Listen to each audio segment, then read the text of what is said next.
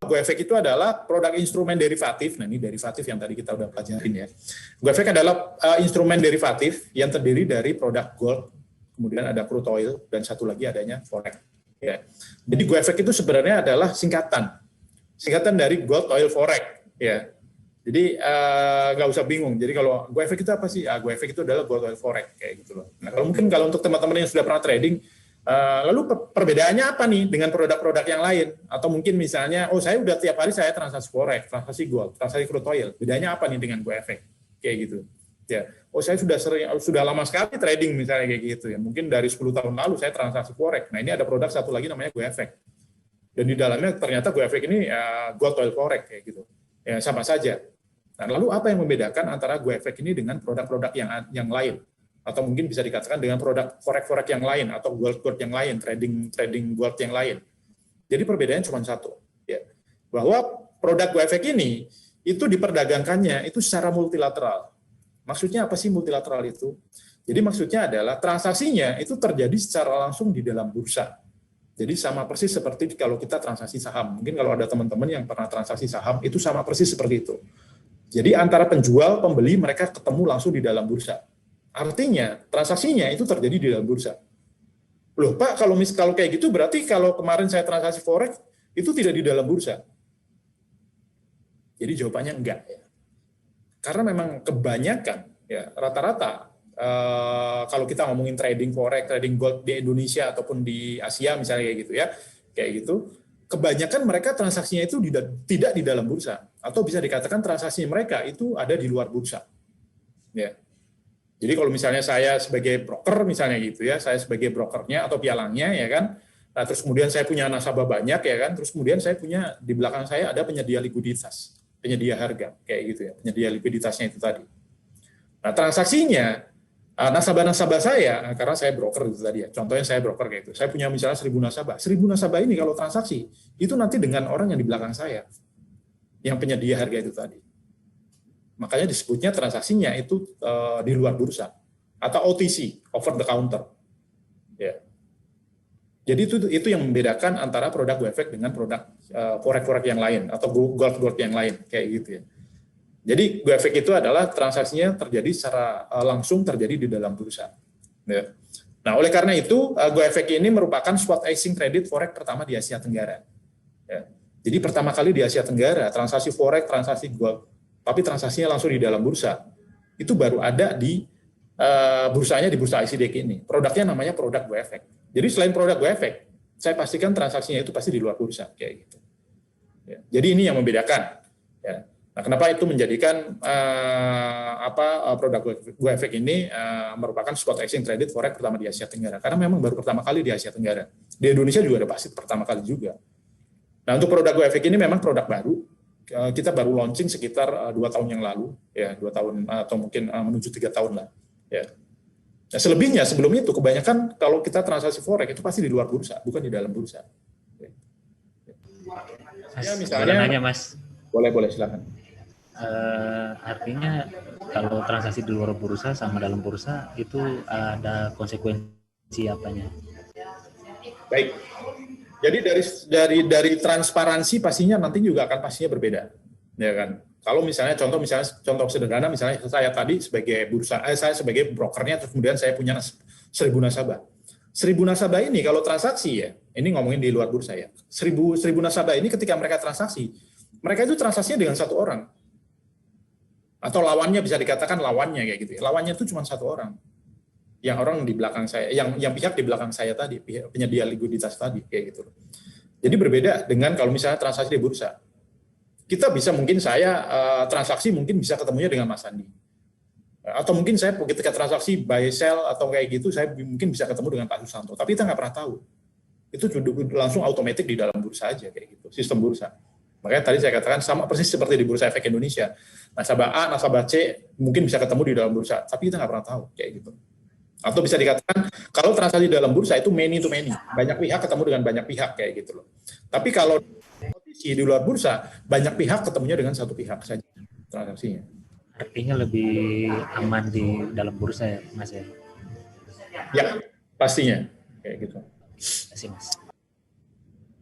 Oke, Saya lanjutkan ya. Jadi ini adalah perbedaannya ya antara produk GoEffect dengan produk yang lain. Ya.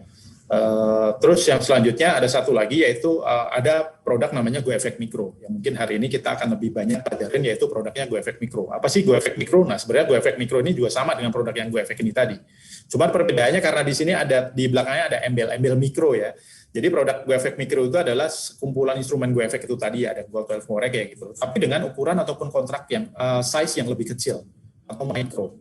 Ya. Ini jadi di GoEffect itu cuma ada 2 produk. Yang pertama yaitu produk GoEffect Mini. Nah ini mungkin saya katakan produk GoEffect Mini. Nah kalau yang ini adalah produk GoEffect Micro. Jadi GoEffect Micro itu mungkin jadi kontrak ataupun size-nya, ukurannya itu sangat-sangat kecil. Ya. Jadi nggak perlu bingung. Jadi kalau misalnya contoh kalau di Mini ukurannya misalnya 10 gram misalnya gitu, kalau di Micro cuma 1 gram. Jadi 1/10-nya kayak gitu. Ini nanti akan kita bahas juga nih, lebih lanjut terkait dengan GoEffect Micro ini. Ya. Oke, yang selanjutnya yaitu sebenarnya apa sih yang menjadi kelebihan GoEffect Micro ini dengan produk-produk yang lain? Ya, jadi mungkin ini sedikit informasi juga bahwa kalau kita ngomongin produk mikro di Indonesia ya kita forex ya, mau trading forex, gold ya kayak gitu, tapi mikro kayak gitu ya. Kebanyakan produk mikro yang ada di Indonesia itu adalah produk dari pialang-pialang yang belum terdaftar. Ya. Atau kalau dari regulasi mereka nyebutnya dari pialang-pialang ilegal yang mereka itu yang menawarkan produk mikro ini tadi. Ya. Kenapa? Karena dari di Indonesia sendiri produk mikro itu belum ada. Ya.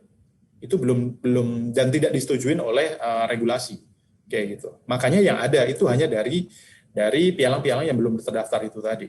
Atau mereka menyebutnya dari regulator pialang ilegal kayak gitu ya. Nah sebenarnya di negaranya dia tidak ilegal, tapi kalau begitu dia masuk ke Indonesia, mereka tidak memiliki izin, nah disebutnya ilegal. Nah kalau saya menyebutnya pialang belum daftar kayak gitu ya. Nah itu kebanyakan dari mereka produk-produk mikro itu tadi, karena di Indonesia memang belum ada produk mikro itu tadi. Ya. Dari regulator tidak memperbolehkan transaksi mikro itu tadi. Nah satu-satunya produk yang diperbolehkan dan sudah legal ya produk mikro yang ada di Indonesia itu namanya produknya adalah produk GoEffect. Selain produk GoEffect, dipastikan bahwa produk tersebut itu adalah produk ilegal atau mungkin dari pialang yang belum terdaftar itu tadi. Ya, kebanyakan memang dari mereka. Karena kalau misalnya dari pialang-pialang yang sudah terdaftar Indonesia misalnya kayak gitu, mereka tidak memiliki ini produk mikro. Adanya mini. Nah, satu-satunya produk yang sudah sah dan legal ya kayak gitu di Indonesia yang ditetapkan oleh regulator, yaitu namanya produknya GoEffect Micro. Nah, apa sih yang menjadi kelebihan? Yang pertama, transaksi di GoEffect ini pastinya transaksi terjadi di dalam bursa, ya kan, real terjadi di dalam bursa. Nah, kalau produk mikro yang lain, ya yang dari pialang yang belum terdaftar itu tadi, itu saya jamin mereka transaksinya itu tidak di dalam bursa, pasti di luar bursa. Ya. Itu yang pertama. Kemudian yang keduanya, ini adalah the first micro in Indonesia. Nah, seperti yang tadi saya sampaikan, satu-satunya produk mikro pertama kali di Indonesia yang legal itu namanya produknya GoEffect. Jadi kalau misalnya ada pialang lokal, pialang yang sudah terdaftar, terus kemudian mereka nawarin produk mikro, tanya produknya apa misalnya gitu ya. GoEffect atau bukan? Kalau ternyata produknya bukan GoEffect, dipastikan itu bukan yang legal, ya pasti itu produknya ilegal. Gitu. Mereka menjadikan produk GoEffect Micro ini adalah the first micro di Indonesia. Nah, yang selanjutnya yaitu the first exchange traded. Nah, ini yang tadi pertama kali di Asia Tenggara, ya transaksi di dalam bursa. Ya. Terus kemudian transparansi market. Nah ini, ya. Jadi kalau kita transaksinya di dalam bursa, ya itu nantinya kita bisa yang namanya memprediksi atau melihat ya yang namanya kedalaman pasar. Jadi kita bisa melihat yang namanya demand and supply-nya seberapa besar kayak gitu ya. Contoh misalnya, demand yang orang yang mau nge-buy nih ya, misalnya ada 1.000 lot, ada 2.000 lot misalnya gitu. Nanti kita bisa melihat itu. Atau sama, orang yang mau menjual misalnya, orang yang mau menjual di harga sekian ada berapa lot, kita semuanya bisa melihat itu. Ya, tapi kita nggak tahu ya, ini siapa nih. Kita hanya melihat volumenya saja. Nah itu artinya transparansi marketnya itu lebih baik kayak gitu, bukan lebih baik. Mungkin karena memang di luar bursa, transaksi di luar bursa memang tidak ada informasi itu kayak gitu. Karena bagaimana ada informasi itu? Karena itu tadi banyak pihak ketemunya dengan satu pihak, jadi nggak bisa mengukur nih demand and supply-nya seberapa besar, nggak bisa. Tapi kalau transaksi di bursa, jadi mungkin kalau itu tadi hampir sama yang tadi saya katakan, hampir sama seperti transaksi di saham, demand and supply-nya semuanya kelihatan. Ya, oke. Ini yang keempat. Kemudian yang terakhir mungkin kelebihan dari GoEffect ini, GoEffect Mikro dengan yang lain yaitu keamanan dana. Ya, kalau kita ngomongin produk mikro ya adanya dari pialang yang belum terdaftar itu tadi, kita nggak tahu dana kita, ya kan. Jadi kalau misalnya teman-teman saya juga banyak sih, misalnya kayak gitu. Oh sampai saat ini dana saya aman-aman saja kok, WD juga gampang segala macam kayak gitu, ya nggak apa-apa. Gitu. Tapi tetap saja ya kita harus waspada. Kenapa? Sesuatu yang berkaitan dengan dana atau dengan uang, kalau tidak ada pihak yang menjamin, ya kita perlu waspada. Ya. Biarpun tidak ada masalah, tapi tetap kita harus waspada. Tapi ketika kita memiliki yang namanya penjamin dana kita, ya kan, ada pihak yang menjamin dana kita itu aman, nah itu mungkin akan lebih baik.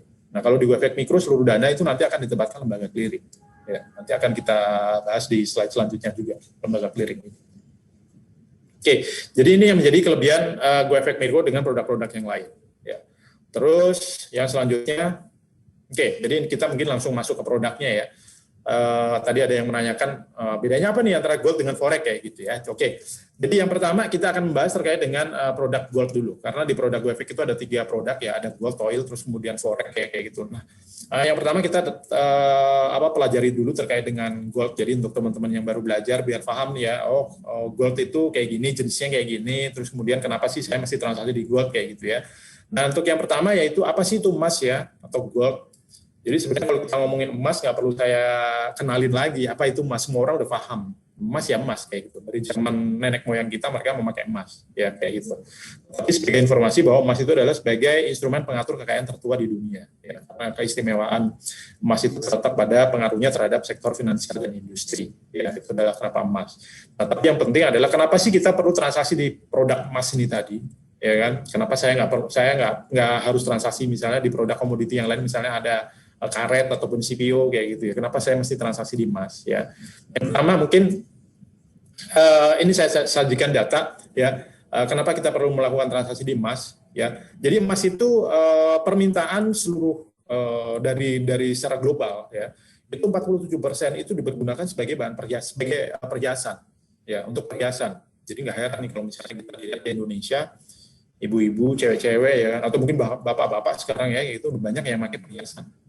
Karena memang permintaan emas itu yang paling tinggi itu untuk perhiasan itu tadi, nggak cuma di Indonesia, di seluruh dunia sangat tinggi sekali. Itu permintaannya sebesar 47%. Nah kemudian 37%-nya itu digunakan untuk investasi. Ya. Nah sekarang di Indonesia juga ada banyak nih orang investasi di emas, mereka beli logam mulia, ya kan. Kalau orang yang kaya-kaya mereka beli sampai 1 kilo, 2 kilo kayak gitu ya. Tapi kalau kita masyarakat umum mereka bahkan sekarang udah mulai nih emas-emas online digital yang mereka itu bisa mulai dari cuma 5.000 perak belinya kayak gitu kan. Nanti kalau misalnya sudah sampai 1 gram baru mereka bisa cetak kayak gitu. Ya, nah ini sebagai bahan sebagai investasi itu permintaannya sebesar 37%. Lalu untuk permintaan ataupun kebutuhan bank sentral itu sebesar 9%. Ya, jadi di bank sentral, nggak cuma di Bank Indonesia saja, tapi di seluruh dunia, bank sentral di seluruh dunia, di negara manapun. Ya, mereka itu memiliki yang namanya cadangan. Ya. Nah, itu berupa yang namanya emas. Ya. Nah, ini makanya nggak heran kalau permintaan emas untuk bank sentral itu sebesar 9% dari total seluruh dunia. Nah, kemudian yang selanjutnya, 7% itu digunakan untuk teknologi. Nah, permintaan teknologi memang kalau kita lihat ya dari tahun 2000-an teknologi itu selalu meningkat terus ya, perkembangannya sangat-sangat tinggi ya kan. Nah, sehingga bahan-bahan dari teknologi ya mungkin contoh misalnya kayak laptop, handphone, nah itu kan bahannya kan dari emas juga ya kayak gitulah. Nah, ini makanya permintaannya itu dari tahun ke tahun itu selalu meningkat ya. Ini data dari tahun kemarin itu 7% permintaan emas untuk bahan teknologi. Nah, tapi yang perlu kita pahamin sebenarnya poinnya bukan di sini. Ya, jadi poinnya adalah semakin banyak permintaan atau besarnya permintaan, nggak cuma ada di Indonesia, tapi seluruh global, itu biasanya akan mempengaruhi yang namanya pergerakan harga. Nah, sehingga harga tersebut akan berfluktuasi. Ya kan? Kayak gitu. Contoh simpel sebenarnya, contoh misalnya saat ini kita mengalami pandemi. Nah, ini saya selalu mencontohkan dengan pandemi ya, karena biar lebih gampang untuk teman-teman yang baru belajar ya. Di tahun kemarin kita mengalami pandemi, yang tadinya kita beli masker cuma 1.000 dapat mungkin ya, kayak gitu kan. Ketika terjadi pandemi, tiba-tiba harganya melonjak. 10.000, ya kan, naik lagi puluhan ribu, bahkan sampai ratusan ribu harganya. Ya, gitu. Kenapa tiba-tiba harganya melonjak? Karena permintaannya sangat besar. Sama dengan emas ini juga. emas juga permintaannya juga sangat besar. Kayak gitu. Nah, ketika masker tadi permintaannya sangat besar, nah itu akan terjadi yang namanya fluktuasi harga itu tadi, dari harga 1.000 naik ke ratusan ribu. Ketika berfluktuasi, nah biasanya akan dimanfaatkan oleh masyarakat. Dimanfaatkan untuk mencari keuntungan di sana. Jadi nggak heran kalau misalnya sebelum-sebelumnya di tahun-tahun kemarin kita ya ngeliatin story teman-teman kita di WhatsApp, di Facebook, di Instagram, mereka jualan masker.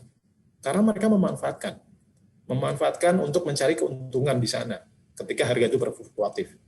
Sama, di emas juga seperti itu ya. Permintaannya banyak, berfluktuatif, sehingga dimanfaatkanlah oleh masyarakat untuk mencari keuntungan. Nggak cuma masyarakat Indonesia saja, tapi seluruh dunia. Kayak gitu. Ya. Nah, ini kenapa kita perlu melakukan transaksi di produk emas. Karena fluktuasi harganya sangat-sangat tinggi.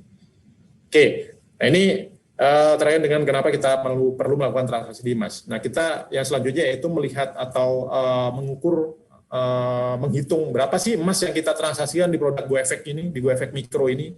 Nah, ini yang kita bahas akan lebih banyak di mikro ya. Jadi untuk transaksi di produk derivatif ataupun misalnya di saham ya, nah itu satuannya itu menggunakan lot ya. Jadi saya beli 1 lot, 2 lot, 3 lot kayak gitu. Sama kalau kita misalnya kita beli bensin misalnya satuannya liter, saya beli 1 liter, 2 liter kayak gitu. Ini adalah satuan untuk melakukan transaksi. Ya. Jadi setiap satu lot di Gold Mikro, contoh misalnya saya transaksinya ini Gold ya, saya beli 1 lot di Gold Mikro, itu memiliki value sebesar 1 troy ounce value. Ya, troy ounce itu adalah perhitungan emas di internasional. Ya, mereka tidak mengenal gram, tapi mengenalnya adalah troy ounce untuk di internasional. Jadi setiap saya membeli ataupun menjual 1 lot, itu nilainya setara dengan 1 troy ounce. Ya. Nah, 1 troy ounce itu setara dengan 31,1 gram. Nah, ini kalau kita convert ke gram ya. Jadi 1 troy ounce itu setara dengan 31,1 gram. Artinya, setiap saya melakukan transaksi, baik itu buy ataupun sell, 1 lot di Gold Mikro, ya itu setara dengan saya melakukan pembelian ataupun penjualan sebesar 31,1 gram. Ya. Kalau kita hitung ke rupiah berapa? Jadi kalau kita hitung ke rupiah, contoh misalnya harga emas 1 gramnya saat ini misalnya 900.000 misalnya ya. Jadi kalau saya beli 1 lot, itu berarti setara dengan 900.000 dikalikan 31,1 gram. Nah, ini. Ketemulah 27.990.000. Nah, ini nilainya. Jadi setiap saya membeli 1 lot, itu setara dengan 27 juta. Saya membeli emas dengan total 27.990.000. Nah, ini nilainya. Ya. Jadi kalau misalnya teman-teman misalnya, berarti saya harus mengeluarkan uang sebanyak itu ya. Jadi nggak perlu ya. Ya, kenapa? Karena pada saat kita melakukan transaksi di produk derivatif, itu diberlakukan yang namanya margin. Ya, jadi margin itu adalah modal. Ya. Modal yang kita butuhkan berapa sih? Ya, jadi modal yang kita butuhkan itu kita cukup mengeluarkan dana sebesar 1,5% saja. Ya. Jadi dihitung nih 1,5% kali 27.990.000 berapa? Nah, itu adalah modal kita yang harus kita keluarkan setiap kita membeli ataupun menjual 1 lot di produk GoEffect ini, GoEffect Mikro ini. Ya, jadi cukup terjangkau dan ringan kayak gitu. Ini terkait dengan emas ya. Untuk yang selanjutnya yaitu forex ya. Forex itu apa sih? Jadi forex itu kalau di Indonesia itu ya valuta asing. Ya, nah, forex itu adalah foreign exchange. Jadi kalau di Indonesia kita mengenal valuta asing. Contoh misalnya saya pergi ke money changer, kemudian saya beli dolar ya kan. Contoh misalnya harga dolar hari ini misalnya 14.000. Oke, saya mengeluarkan uang 14.000, kemudian saya dapat dolar. Ternyata seminggu kemudian harga dolar naik menjadi 15.000, kemudian saya jual dolar saya. Nah, saya mendapatkan keuntungan Rp1.000. Nah, itu kalau fisik, kita mesti pergi ke money changer misalnya itu ataupun ke bank untuk beli dolarnya kayak gitu. Nah, kalau di sini forex yang di sini itu tadi produknya adalah derivatif. Di mana derivatif itu tadi adalah produk turunan itu tadi, hanya melakukan transaksi nilai-nilainya saja. Jadi lebih simpel dan lebih terjangkau juga. Ya. Nah, ini adalah forex. Nah, kenapa kita perlu melakukan transaksi di forex? Ya sama sebenarnya seperti di emas tadi. Ya, transaksi di forex itu juga sangat-sangat tinggi, sangat-sangat besar sekali. Ini adalah pasar terbesar di dunia di pasar forex ini tadi. Ya. Jadi terdapat lebih dari 5 triliun US dollar transaksi forex secara global. Nah, ini artinya orang yang melakukan transaksi forex itu sangat-sangat besar sekali. Nah, sehingga menyebabkan yang namanya fluktuasi harga itu sangat tinggi juga. Kembali lagi, ketika kita melakukan ketika ada permintaan ataupun orang yang melakukan transaksi di situ sangat tinggi, nah itu harga akan berfluktuasi, kemudian dimanfaatkan oleh masyarakat untuk mencari keuntungan di sana, peluang keuntungan di sana. Ya. Nah, ini kenapa kita perlu melakukan transaksi forex. Ya, peluang fluktuasinya sangat tinggi di sana. Ya. Kemudian produk-produk yang kita dapat transaksikan di produk valuta asing ini ataupun forex itu ada mata uang utama dunia ya, ada euro, terus kemudian ada pound sterling, ada Australian dollar, New Zealand, kemudian Japanese yen, Canadian dollar, terus kemudian ada Swiss franc. Nah, ini adalah mata uang utama dunia. Nah, ini semuanya dapat ditransaksikan. Nah, ini adalah mata uang yang paling banyak ditransaksikan di seluruh dunia adalah ini. Ya, nah, tapi selain ini juga banyak lagi nih mata uang cross rate disebutnya ya. Itu yang teman-teman dapat transaksikan juga. Nah, ini di sini cuma saya sebutkan untuk yang majornya saja ya. Oke. Yang selanjutnya yaitu kita menghitung nilainya. Nah, berapa sih setiap saya melakukan transaksi di forex? Ya, nilainya berapa sih? Ya gitu. Nilainya sebenarnya berapa sih nilai yang saya beli ya gitu ya. Nah, setiap satu lot ya di forex ya, di forex mikro ini ya, itu memiliki value sebesar 1.000. Nah, 1.000 ini apa? Nah, kalau yang di emas tadi sebesar 1 troy-on ya, nah kalau di sini kalau di forex nilainya adalah 1.000. Nah, tapi 1.000 di sini adalah berdasarkan dengan mata uangnya, mata uang yang nantinya kita transaksikan. Contoh saya misalnya melakukan transaksi euro misalnya gitu ya, ya berarti setiap satu lotnya ketika saya buy euro itu setara dengan saya membeli 1.000 euro. Gitu. Nah, kalau misalnya belinya pound sterling ya berarti setara dengan 1.000 pound sterling. Gitu. Ya. Nah, ini contoh saya melakukan transaksi buy satu lot di euro. Nah, kalau kita convert ke rupiah berapa sih ya kan, yaitu yang sebenarnya uang yang saya keluarkan. Nah, ini saya contoh sederhana saja ya. Contoh harga euro kalau kita di rupiah misalnya itu harganya 17.000 misalnya ya. 1 euro itu setara dengan 17.000 rupiah misalnya. Maka nilai satu lot euro USD yang di mikro itu adalah 1.000 kali 17.000 ya. Nah, ini ketemulah adalah total nilai yang sebenarnya saya transaksikan itu adalah 17 juta. Ya, tapi kembali lagi ya, kita tidak perlu mengeluarkan uang sebesar itu, tidak perlu mengeluarkan uang sebesar 17 juta. Kita cukup mengeluarkan dana sebesar 1,5% saja dari total value-nya ini tadi, 17 juta ini tadi. Ya, ini ketika kita mau melakukan transaksi di produk forex. Ya. Oke, terus yang selanjutnya yaitu crude oil. Nah, produk yang terakhir yaitu produk crude oil. Tadi ada gold, terus kemudian forex, yang terakhir adalah crude oil. Crude oil itu apa sih ya? Jadi untuk teman-teman yang belum tahu, jadi crude oil itu adalah minyak mentah. Ya, jadi minyak mentah itu adalah sebagai bahan dasar untuk membuat berbagai bahan dan petrokimia, bahan bakar ya tentunya ya kayak itu. Nah, contoh misalnya kenapa kita perlu melakukan transaksi crude oil? Nah, ini juga permintaannya sangat tinggi, sangat besar di seluruh dunia semuanya pakai. Ya, contoh misalnya dari produk yang kita pakai sehari-hari, saya mau ke kantor, mau ke kampus misalnya ke mall ya. Nah, itu saya pakai motor ataupun mobil, saya perlu bensin, saya perlu solar. Nah, bensin, solar, misalnya pertama, nah itu bahan dasarnya semuanya dari crude oil. Ya. Jadi bisa kita bayangkan permintaan akan crude oil di seluruh dunia itu seberapa besar. Sangat-sangat besar sekali. Ya. Nah, contoh misalnya sehari-hari kita juga pakai nih, kayak gas LPG kita memasak, kayak ibu kita, istri kita misalnya ya, memasak, mereka pakai gas. Nah, gas itu juga dari crude oil bahan dasarnya. Nah, makanya permintaannya sangat tinggi. Kembali lagi, permintaan sangat tinggi akan menyebabkan harga berfluktuasi. Ketika berfluktuasi, dimanfaatkan masyarakat untuk mencari peluang keuntungan di sana. Oke, gitu. Ya. Oke, nah ini terkait dengan crude oil. Nah, nilainya berapa ketika saya melakukan transaksi di crude oil? Ya, jadi nilainya setiap satu lot di crude oil mikro, itu memiliki value itu sebesar 10 barel. Jadi kalau teman-teman nonton berita ekonomi kayak gitu kan ngomongin, oh crude oil misalnya naik sekian barel apa segala macam kayak gitu kan. Nah, itu setiap satu barel itu setara dengan 159 liter ya. Jadi setiap membeli satu lot itu setara dengan 10 barel ya. Berarti kalau saya hitung ke liter ya tinggal dikalikan aja 10. Atau dikalikan 159 karena satu barelnya itu 159 liter. Ini contoh kalau misalnya harga crude oil ya, ini contoh harga crude oil itu harganya 10.000 per barelnya ya gitu, per liternya ya. Berarti setiap satu lotnya ya yang setara dengan 10 barel itu ya tinggal dikalikan aja. 1.590 liter dikalikan 10.000 sama dengan 15.900. Ya. Jadi ini value-nya, nilainya ya.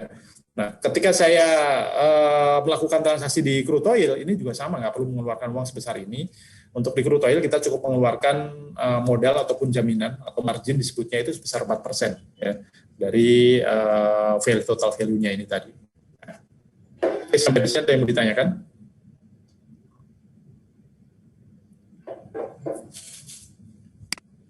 Oke, kalau nggak ada saya lanjutkan. Yang selanjutnya itu kita akan mempelajari terkait dengan margin ataupun dana jaminan, modal yang kita butuhkan. Ya. Kalau di sini tadi sebenarnya hanya contoh-contoh sederhana ya kayak gitu, biar teman-teman langsung paham ya cara perhitungannya. Nah, tapi di sini saya langsung contohkan perhitungan margin yang mengikuti harga realnya. Kayak gitu. Nah, margin itu apa sih? Margin itu adalah dana jaminan. Nah, ini jangan salah nih. Jadi kalau teman-teman ya misalnya bekerjanya itu di perusahaan tambang misalnya di batu bara, ngomongin margin itu sebenarnya kalau di luar sana itu adalah keuntungan, ya kan? Contoh misalnya saya bisnis batu bara atau eksportir misalnya gitu, oh margin saya berapa? Nah, itu berarti dia nanya untung saya berapa. Tetapi kalau margin di sini kita ngomongnya di bursa, entah itu di bursa berjangka ataupun di bursa efek Indonesia ya atau di saham kayak gitu ya, ngomongin margin itu adalah modal. Jadi perbedaannya itu ya. Jadi nanti untuk teman-teman jangan bingung. Nah, margin di sini maksudnya modal, bukan keuntungan. Gitu. Jadi margin itu adalah sejumlah nilai yang didepositkan yang berfungsi sebagai jaminan terhadap pemenuhan kontrak berjangka yang ingin Anda beli ataupun jual. Ya, jadi ketika kita mau membeli ataupun menjual produk itu tadi, Go Efek ya, itu akan ditarik yang namanya margin atau modalnya itu tadi, yang tadi 1,5% itu tadi. Ya. Nah, kalau untuk di Go Efek ini marginnya 1,5%. Nah, gimana sih cara menghitungnya? Nah, ini saya contohkan ya. Ini contoh misalnya saya mau transaksi produk gold misalnya ya, gold micro.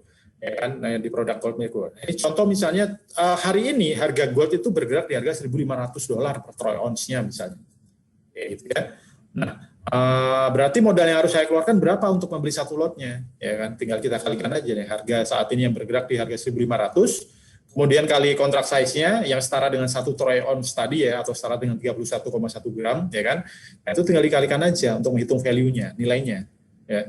Nilainya berapa? Berarti 1.500 kali 1 troy ounce. 1.500 kali 1 troy ounce, ketemulah 1.500 US dollar.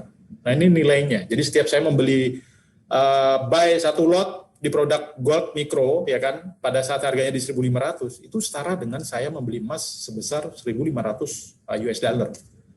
Ya. Ini ketika harga emas itu berada di 1.500.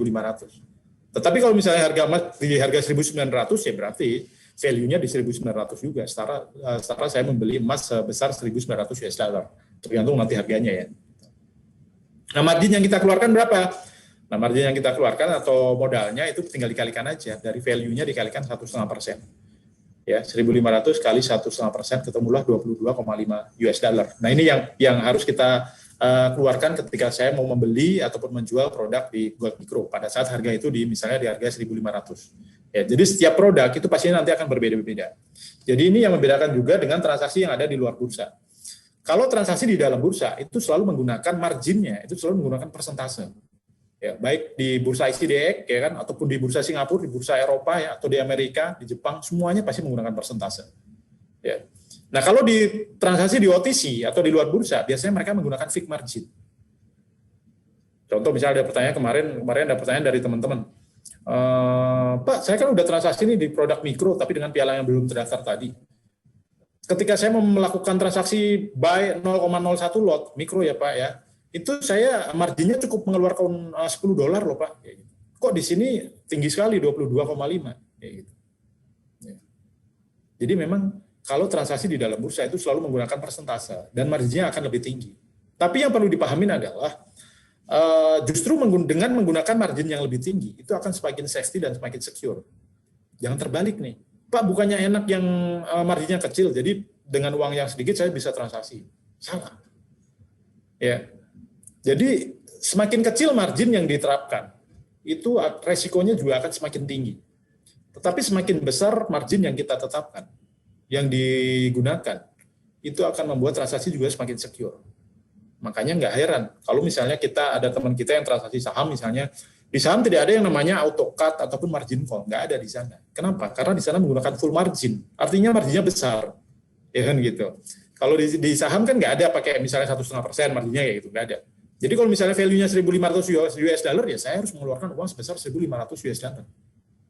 Itu kalau di saham, karena itu makanya disebutnya full margin. Makanya tidak ada yang namanya auto cut ataupun margin call. Ya, itu artinya marginnya besar.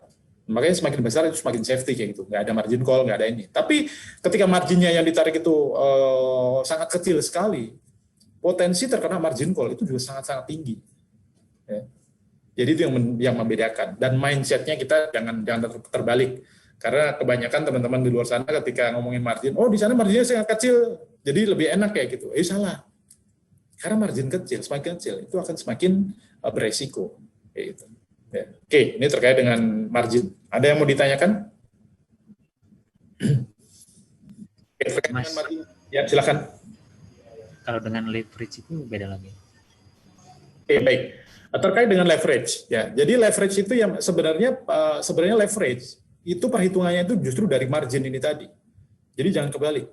Ya. Perhitungan leverage itu dibentuknya dari si margin. Seberapa besar margin yang ditetapkan atau yang dikeluarkan. Contoh misalnya kalau di GoEffect ini contoh ya, di GoEffect Mikro ini dengan margin 1,5%, itu leverage-nya itu sekitar 1:66. Ya, kayak gitu. Kalau marginnya 1%, itu berarti leverage-nya itu 1:100. Ya, kalau marginnya itu misalnya berapa 0,5%, kayak gitu ya, 0,5%. Nah, itu mungkin leverage-nya 1:200. Jadi leverage itu dihitung dari berapa besar margin yang itu. Tetapi yang menjadi ini lagi, mungkin teman-teman pemahaman, ketika kita melakukan transaksi yang di luar bursa itu tadi, mereka menetapkan misalnya 1%, tapi mereka tidak benar-benar menerapkan 1%. Contoh misalnya, kalau kita harga emas ya misalnya di 1.500, terus kemudian value-nya 1.500 ini tadi, kalau dia menetapkan leverage 1:100, artinya marginnya adalah 1%. Kita hitung nih, harga 1.500 kali 1%, berarti margin yang kita keluarkan adalah $15. Tetapi di luar sana mereka justru margin yang dikeluarkan bukan $15, tapi $10. Ya kan, yang tadi saya sampaikan di awal tadi. Kok saya transaksi di produk mikro misalnya 0,01, marginnya cuma $10 kok, kayak gitu. Berarti kan dia tidak menetapkan $1, ya kan, 1%, dan leverage-nya bukan 1:100. Jadi menurut saya udah ngaco antara perhitungan margin dan leverage-nya. Cukup dimengerti? Cukup, artinya kalau yang kayak gitu tuh nggak transparan ya, leverage sama marginnya itu beda. Oh, yang itu tadi yang saya sampaikan tadi. Semakin kecil margin yang digunakan itu akan semakin beresiko. Kayak gitu. Sebenarnya simpel kok jawabannya kok. Kalau misalnya many itu satu pihak, misalnya saya broker, kemudian saya punya 1.000, ya kan, 1.000 nasabah, ya kan. Nah, 1.000 orang ini tadi ketika mereka melakukan transaksi itu hanya dengan satu pihak yang pihak di belakang saya itu tadi. Pertanyaannya gini, ketika mereka melakukan transaksi, pihak di belakang saya ini tadi, mereka mau untung apa merugi ketika melakukan transaksi? Pasti mau untung kan? Iya kan? Kalau dia mau untung, berarti nasabahnya ya kan gitu. Simpelnya gitu kan. Jadi ketika pihak itunya mereka mau untung, berarti nasabahnya harus apa? Harus untung apa rugi? Kayak gitu. Kan simpel aja. Oke, saya lanjutkan ya. Siap Mas, lanjut. Oke, yang selanjutnya yaitu two ways market atau two ways opportunity. Dari teman-teman tadi ya yang masih baru mau belajar, kita harus memahami nih bahwa transaksi di dalam bursa itu di bursa berjangka itu berlaku yang namanya two ways opportunity atau peluang keuntungan dua arah. Ya, gimana sih keuntungan dua arah itu? Jadi peluang yang pertama yaitu peluang pada saat harga naik. Ya. Kalau peluang pada saat harga naik, saya pikir teman-teman semuanya udah paham semuanya. Kenapa? Contoh misalnya saya beli di harga 1.000, terus kemudian harganya naik ke harga 1.500, saya jual, saya untung 500-an gitu kan. Gampang kan kayak gitu kan. Gimana caranya kalau peluangnya pada saat harganya itu menaik? Ya berarti saya harus melakukan transaksi buy terlebih dahulu.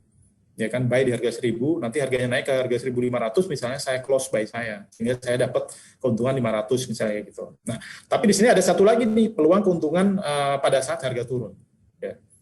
Jadi ada satu peluang pada saat harga turun. Jadi ketika harga itu akan mengalami penurunan, kita bisa melakukan transaksi sell terlebih dahulu. Ya.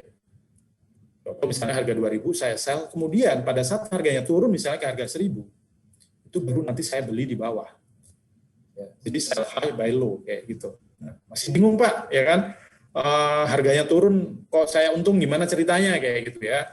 Jadi peluangnya kita harga ini bisa naik, pada saat naik kita bisa dapat peluang untung, tapi harga turun kita juga bisa dapat peluang untung. Gimana nih ceritanya pada saat yang turun ya?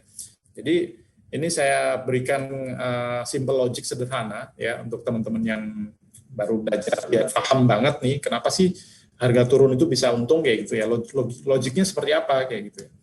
Jadi logik sederhana seperti ini. Saya contohkan seperti ini. Ini contoh di tanggal 1 Januari ya kan, tanggal 1 Januari. Nah, di sini ada Bu Sri Mulyani nih ya. Bu Sri Mulyani kebetulan di sini bukan Ibu Menteri ya. Bu Sri Mulyani menganalisa harga beras ya, menganalisa harga beras yang gampang saja. Saya ambil contoh beras. Nah, Bu Sri Mulyani menganalisa nih, harga beras ini kayaknya bakalan turun deh ke depan, ya, atau mungkin beberapa hari ke depan kayaknya harga beras ini bakalan turun deh. Gimana ya caranya biar saya dapat untung ketika harga beras itu turun? Kayak gitu. Nah, di hari itu juga setelah melakukan analisa, kemudian Bu Sri pergi ke rumah tetangganya. Contoh misalnya tetangga Bu Sri ini misalnya Mas Andi misalnya gitu ya, pergi ke rumahnya Mas Andi. Mas Andi, saya pinjem beras dong 1 kilo. Enggak, nanti 2 hari kemudian saya kembalikan. Nah, ternyata sama Mas Andi dikasih nih, dikasih pinjem beras 1 kilo. Nah, setelah dikasih pinjem, di hari itu juga Ibu Sri pergi ke pasar. Kemudian ke pedagang beras, kemudian menjual berasnya itu tadi. Ya, dijual beras itu tadi.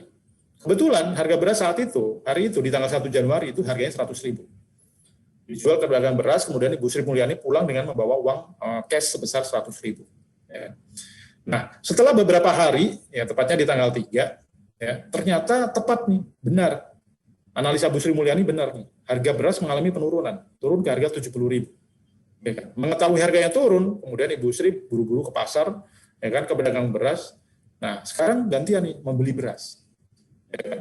Kemudian beli beras ke pedagang pasar, 1 kilo, harganya berapa? Karena harganya lagi turun ke harga 70.000, akhirnya Bu Sri Mulyani cukup mengeluarkan uang sebesar 70.000 saja. Nah, di hari itu juga, setelah beli beras, kemudian pulang, nah kemudian pergi ke rumah Mas Andi untuk mengembalikan berasnya. Ya, Mas Andi ini saya kembalikan ya, beras yang kemarin saya pinjam 1 kilo, kayak gitu ya. Oke, kemudian dikembalikan. Nah, dari case ini, dari harga penurunan harga beras ini, Ibu Sri Mulyani di sini justru mendapatkan keuntungan sebesar Rp30.000. Ya. Jadi ini peluang pada saat harga turun. Jadi yang namanya harga turun itu nggak melulu soal rugi ya. Tapi kalau kita transaksi di bursa komoditi ataupun berjangka, produk komoditi derivatif ini tadi, justru kita punya peluang untuk mendapatkan keuntungan kayak gitu. Ya. Jadi ini adalah logik sederhananya ketika harga turun itu kenapa kita bisa untung. Kita juga bisa mendapat peluang untung. Ya.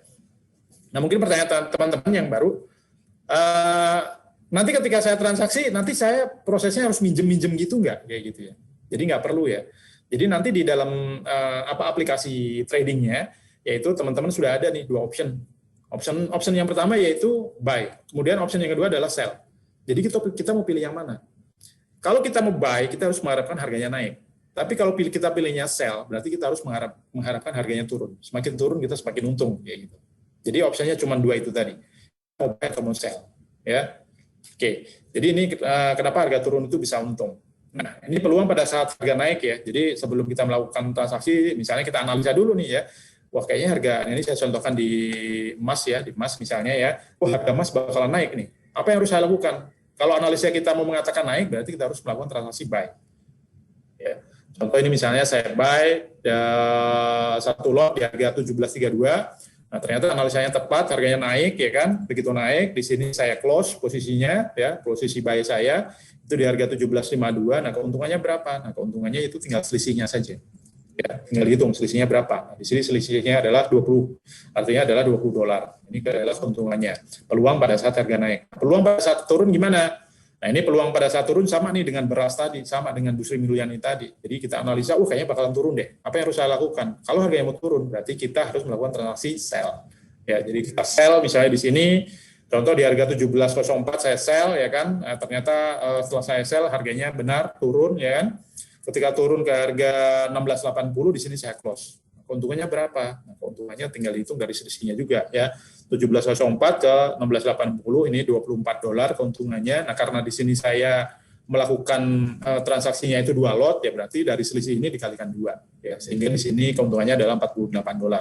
Kalau saya opennya itu misalnya 3 ya dikali 3, opennya 4 ya dikalikan 4 kayak gitu ya. Ini peluang pada saat harga naik ataupun turun. Nah, yang selanjutnya yaitu menghitung nilai PIP ataupun poin. Ya, PIP itu apa sih? Ya, jadi nanti jangan heran nih kalau teman-teman yang baru ya jadi calon trader ya kan, nanti akan sering nih mendengar berapa pip, saya dapat rugi berapa pip, atau misalnya saya cuan berapa pip kayak gitu ya. Jadi pip itu adalah singkatan dari price interest point ya, yang merupakan unit satuan untuk mengukur perubahan nilai tukar suatu harga. Jadi setiap perubahan harga itu memiliki yang namanya nilai ya. Jadi itu tadi yang dinamakan dengan PIP ya. Jadi contoh misalnya harga gold ini bergerak dari 1500.0 ke harga 1500.1. Nah, pergerakan satu angka di bawah di belakang koma ini adalah dinamakan adalah PIP-nya ya. Jadi kenaikan 0,00.1 dolar itu disebut satu PIP. Kayak ini ya. Jadi contoh misalnya dari 1500.0 naik ke 1501, nah ini disebutnya adalah satu PIP. Ya, kalau turun misalnya itu berarti turun satu pip kayak gitu. Baik naik ataupun turun itu adalah disebutnya adalah pip. Ya.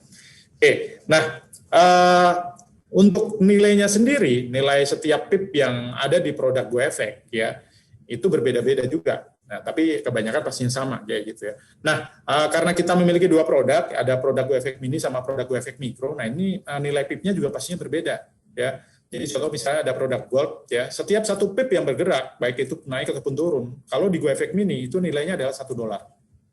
Tapi kalau di GoEffect Micro, setiap satu pip yang bergerak itu adalah nilainya sama dengan 0,1 dolar. Misalnya saya buy terus kemudian naik satu pip ya berarti saya untung 0,1 dolar kalau di Micro. Kalau misalnya saya buy terus kemudian turun satu pip, ya berarti kerugian saya berapa? Kerugiannya berarti kalau transaksi di Micro ya berarti 0,1 dolar juga. Ya, baik di gold, forex ataupun di crude oil, baik setiap pip yang bergerak di mini itu adalah 1 dolar, kalau di Micro itu adalah 0,1 dolar. Lalu yang membedakan antara produk GoEffect mini dan Micro itu gimana nanti biar saya bisa membedakan, ya kan? Nah, kalau transaksi di luar bursa yang membedakan itu dari ukuran lotnya. Kalau transaksi di luar bursa. Contoh misalnya saya transaksi di luar bursa, saya transaksi mikro. Nah itu berarti transaksinya itu menggunakan 0,01 lot misalnya gitu. Kalau di produk mini misalnya dia menggunakan 0,1 lot kayak gitu. Tetapi kalau transaksi di dalam bursa, nggak cuma di ICDX saja ya, baik di bursa luar negeri juga sama. Ya mau di Amerika, di Eropa semuanya sama. Itu dibedakan dari produknya, dari simbolnya, dari simbol produknya tepatnya. Contoh misalnya gini. Nah, ini kita bisa membedakan antara produk yang GoEffect Mini dengan GoEffect Micro itu dari simbolnya nanti. Contoh misalnya dari gold, ya gold itu kalau di mini simbolnya adalah gold UD. Tetapi kalau di produk Micro itu akan ada tambahan di belakangnya, simbolnya itu dengan tulisan MIC, ya gold UD MIC, ini Micro. Sama di forex juga sama ya. Yang Micro itu di belakangnya akan ada penambahan MIC semuanya. Artinya adalah mikro. Ya. Nah, beda tapi dengan crude oil ya. Untuk crude oil, untuk yang membedakan yang mini sama mikro itu tidak ada penambahan MIC, tetapi kalau untuk yang mini itu di sini simbolnya adalah KOFU. KOFU itu adalah crude oil futures ya. KOFU 100, terus kemudian kalau untuk yang mikro itu adalah KOFU 10. Nah, kalau dilihat angkanya saja, yang lebih kecil berarti adalah yang mikro itu. Itu kalau di GoEffect ya. Jadi ada gold, forex, crude oil. Jadi ini dilihat dari simbolnya. Jadi nanti kalau misalnya saya mau transaksi mikro, itu tinggal dicari aja produknya, udah pasti mikro, jangan khawatir. Ya, jadi nanti minimum pembelian ataupun penjualan, minimum transaksi itu menggunakan satu lot. Jadi nanti jangan dicari 0,01, nggak ada. 0,1 nggak ada. Semuanya startnya itu dari satu lot, minimumnya adalah satu lot. Tapi jangan khawatir ya, satu lot di sini adalah satu lot mikro. Contoh misalnya saya beli gold UD mikro satu lot, ini artinya satu lotnya mikro. Kalau kita samakan di luar bursa itu setara dengan 0,01 itu tadi. Ya. Jadi jangan nanti, wah kok nggak ada nih 0,1-nya, ada satu lot. Jadi ini adalah satu lot reguler, nggak ada. Jadi nggak ya. Jadi satu lotnya di sini adalah satu lot mikro, tergantung dari simbol yang kita transaksikan, produk yang kita transaksikan. Kalau saya transaksinya misalnya satu lot gold UD ini, ya berarti itu setara dengan 0,1 kalau di luar bursa. Ya. Oke, jadi ini untuk membedakan produk mini dan mikro. Untuk perhitungan P&L-nya, profit dan loss-nya, rumusnya seperti apa sih? Ya, jadi secara rumus ya. Ini contoh transaksi di gold mikro, contoh misalnya ini Ibu Sri ini membeli emas di harga 1.500 misalnya. Dia buy di harga 1.500.0 ya kan. Nah, ternyata setelah dia beli, ternyata harganya naik nih. Ya kan, naik harga 1.510.0. Nah, ketika naik ke 1.500.0 ini di close ya transaksinya. Berapa keuntungannya? Nah, dari rumusnya sendiri ya kan, untuk menghitung profit dan loss itu harga jual dikurangin harga beli, dikalikan jumlah lotnya, ya kontrak ataupun lotnya, berapa lot ya kan, terus kemudian kan dikalikan nilai kontraknya. Kalau emas kan 1 troy-ounce, kalau forex kan 1000, tergantung mata uangnya itu tadi. Terus kemudian kalau crude oil kan 10 barel kayak gitu ya. Itu tinggal dikalikan sini. Nah, ini ketemulah di sini keuntungan dari Bu Sri Mulyani ketika melakukan buy di 1.500, close di 1.510. Ini artinya mengalami kenaikan sebesar 100 pip. Nah, karena transaksinya di mikro, itu berarti setara dengan $10. Ya, 100 pip ini setara dengan $10. Ya. Oke, ini untuk perhitungan profit. Nah, ketika kita mau menghitung loss-nya seperti apa sih, ruginya seperti apa? Ya, jadi contoh misalnya di sini Ibu Sri beli di 1.500, ternyata harganya nggak naik. Ketika beli, ternyata harganya turun, ya kan? Turun ke 14.93. Nah, ketika turun ke 14.93.5, ya kan? Ini di close. Saya close aja deh daripada saya rugi banyak, mumpung baru rugi sedikit misalnya gitu ya, untuk meminimalisir resiko. Berapa kerugiannya? Ya, rumusnya sama yang tadi, harga jual kurangin harga beli, kalikan lotnya, terus kemudian kalikan nilai kontraknya ya. Di sini mengalami kerugian sebesar 65 pip ya, atau setara dengan $6,5. Ini kerugiannya. Ya. Jadi ini cara menghitung profit dan loss-nya. Oke, yang selanjutnya ini adalah pertanyaan umum ya dari teman-teman semuanya juga ya. Apakah dana saya aman membuka akun GoEffect ya? Tadi di awal juga sudah saya sampaikan juga ya. Jadi bahwa transaksi di GoEffect atau membuka akun di GoEffect itu sangat-sangat aman sekali. Kenapa? Seluruh dana nasabah itu ditempatkan di lembaga clearing. Ya. Nah, untuk ICDX sendiri kita memiliki lembaga clearing ya. Itu namanya adalah ICH, Indonesia Clearing House. Ini yang nantinya akan menjamin keseluruhan dana nasabah. Semuanya akan ditempatkan di sini. Ya. Jadi nggak cuma di ICDX juga nih. Di ICDX, di Bursa Efek Indonesia, di Bursa Eropa, di Bursa Amerika, semuanya pasti menggunakan yang namanya lembaga clearing. Ya, karena lembaga clearing ini adalah yang nantinya itu untuk menjamin keseluruhan dana nasabah. Makanya tadi saya sampaikan juga, kalau misalnya transaksi forex, transaksi produk derivatif, kok tidak menggunakan lembaga clearing, ya kita wajib waspada, wajib hati-hati. Biarpun pengalaman teman-teman, oh saya aman-aman saja kok, lancar-lancar saja, nggak apa-apa. Tapi tetap harusnya yang namanya waspada ya, karena tidak ada pihak yang mengawasi dan menjamin dari dana nasabah kita itu tadi. Ya, jadi ini sangat-sangat aman ketika kita membuka akun di GoEffect ini. Nah, yang selanjutnya yaitu ini adalah alur. Nah, ini sebagai informasi saja ya. Ini adalah pembukaan akun, alur pembukaan akun sesuai dengan peraturan dan perundang-undangan yang ada di Indonesia. Ya kan? Yang pertama, nasabah perlu memiliki KTP, NPWP, buku tabungan, ya kan. Terus kemudian itu disiapkan. Nah, selanjutnya itu biasanya nanti tinggal mengisi formulir pembukaan akun. Ya, ini tinggal online saja ya sekarang ya. Tinggal masuk ke websitenya, mereka bisa melakukan pembukaan akun ya. Nah, setelah itu dokumen-dokumen tersebut diupload ya. Nah, selanjutnya setelah selesai biasanya nanti nasabah akan dikonfirmasi oleh wakil pialang berjangka. Ya, nanti akan dikonfirmasi dengan pembukaan akunnya. Ya. Nah, setelah dikonfirmasi oleh wakil pialang, nanti baru nanti akan menyetorkan dana atau modalnya itu tadi ke rekening segregated account pialang atau rekening terpisah. Ya.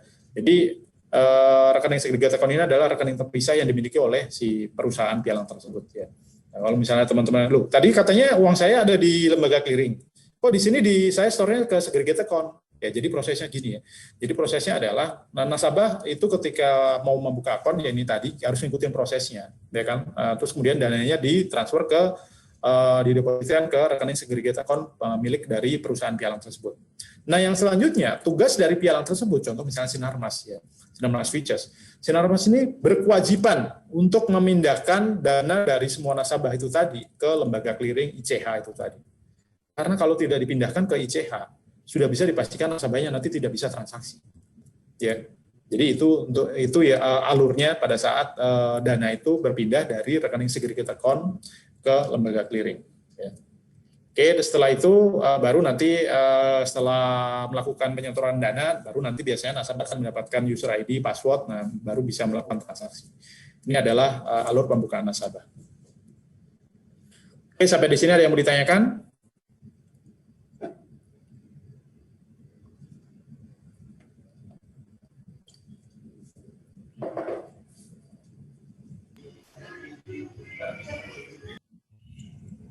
Kalau nggak ada, mungkin saya lanjutkan. Oke, tadi kita sudah pelajari, kita sudah sesi 1 sudah selesai ya terkait dengan apa itu Go Efek, terus kemudian cara transaksinya seperti apa, peluangnya juga seperti apa, perbedaan dengan produk-produk yang lain juga seperti apa. Nah, yang selanjutnya yaitu kita masuk ke sesi 2 yaitu analisa market, dasar analisa market ya. Untuk di sini kita mempelajari terkait dengan dasar-dasarnya dulu ya, karena di sini banyak ya teman-teman kita yang baru ya. Jadi terkait dengan dasar-dasar analisa. Nah, tapi nggak perlu khawatir, nanti untuk teman-teman yang lain juga dan semuanya itu nanti akan ada kelas lanjutan terkait dengan analisa pasar juga ya. Nah, itu nanti mungkin di minggu depan nanti akan diinformasikan dari tim Sinarmas Futures untuk lanjutannya. Nah, untuk yang hari ini kita pelajari terkait dengan dasar-dasarnya dulu. Jadi biar memahami ya, bagaimana sih caranya kita menganalisa market. Jadi sebelum kita melakukan transaksi, kita diwajibkan untuk menganalisa yang namanya market itu. Ya, tujuannya apa sih dengan kita menganalisa? Jadi tujuannya dengan kita menganalisa yang namanya sebuah pergerakan market. Ya pastinya sebelum kita analisa kan nantinya kita bisa memutuskan, ya kan?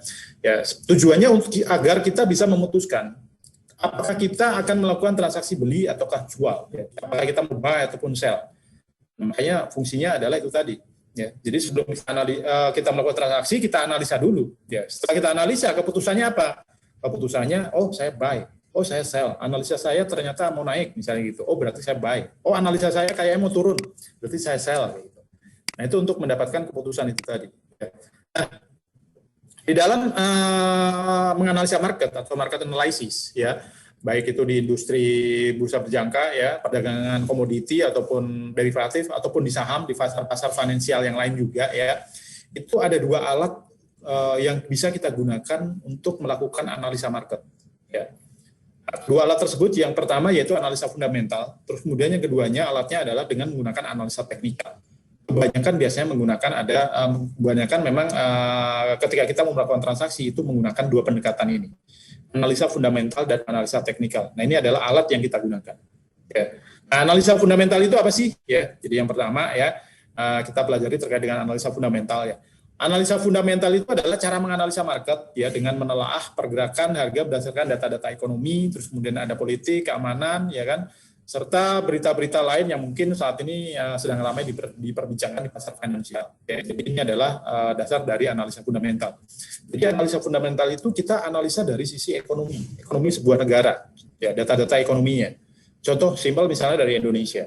Ya, pada saat pandemi tahun kemarin, apakah ekonomi kita bakalan bagus atau enggak? Ya, kayak gitu. Nah, itu secara fundamental. Ya, jadi kita sebagai seorang calon trader, kita juga harus sigap nanti, harus siap. Karena kenapa? Karena setiap data ekonomi yang keluar, ya, atau misalnya perekonomian sebuah negara itu menunjukkan nanti akan mewakili dari nilai tukar dari mata uang negara tersebut juga. Ya. Contoh misalnya pandemi tadi, di Indonesia terkena pandemi, ekonominya bagus apa enggak? Oh, udah pasti jelek. Ketika ekonominya jelek, Indonesia jelek, nilai tukar kita naik atau turun? Sudah pasti dipastikan akan melemah, ya kan? Makanya nggak heran pada saat terjadi pandemi di Indonesia yang tadinya harga dolar 14.000 tiba-tiba langsung melemah sampai 15 ribuan. Nah, itu artinya melemah kayak gitu ya. Nah, poinnya adalah kita sebagai seorang trader, calon trader, kita harus siap. Sebelum itu misalnya naik ataupun turun, kita harus action duluan. Ya gitu. Nah, itu makanya dinamakan sebagai analisa fundamental. Nah, nanti tinggal kita produk apa yang mau kita transaksikan. Contoh saya mau transaksi misalnya euro. Nah, berarti data-data yang harus saya perhatikan adalah dari negara-negara euro sendiri gitu. Ya kan? Apakah di sana ekonominya bagus atau enggak misalnya gitu. Oh, saya mau transaksi misalnya pound sterling misalnya gitu. Oh, saya harus perhatikan misalnya dari berita-berita ekonomi ataupun data-data ekonomi dari negara Inggris misalnya gitu. Atau negara-negara yang berkaitan dengan itu. Itu juga perhatikan. Ya kan? Nah, kemudian ada politik sama keamanan misalnya gitu. Itu juga bisa dijadikan sebagai analisa juga. Contoh misalnya belum lama ini ya beberapa minggu yang lalu misalnya di Amerika ya ketika mau ada peralihan misalnya dari Presiden Trump ke Joe Biden misalnya kayak gitu, itu kan terjadi politik di sana kan kayak gitu kan, masyarakat menduduki gedung itu Capitol atau apa itu ya di Capitol misalnya gitu kan.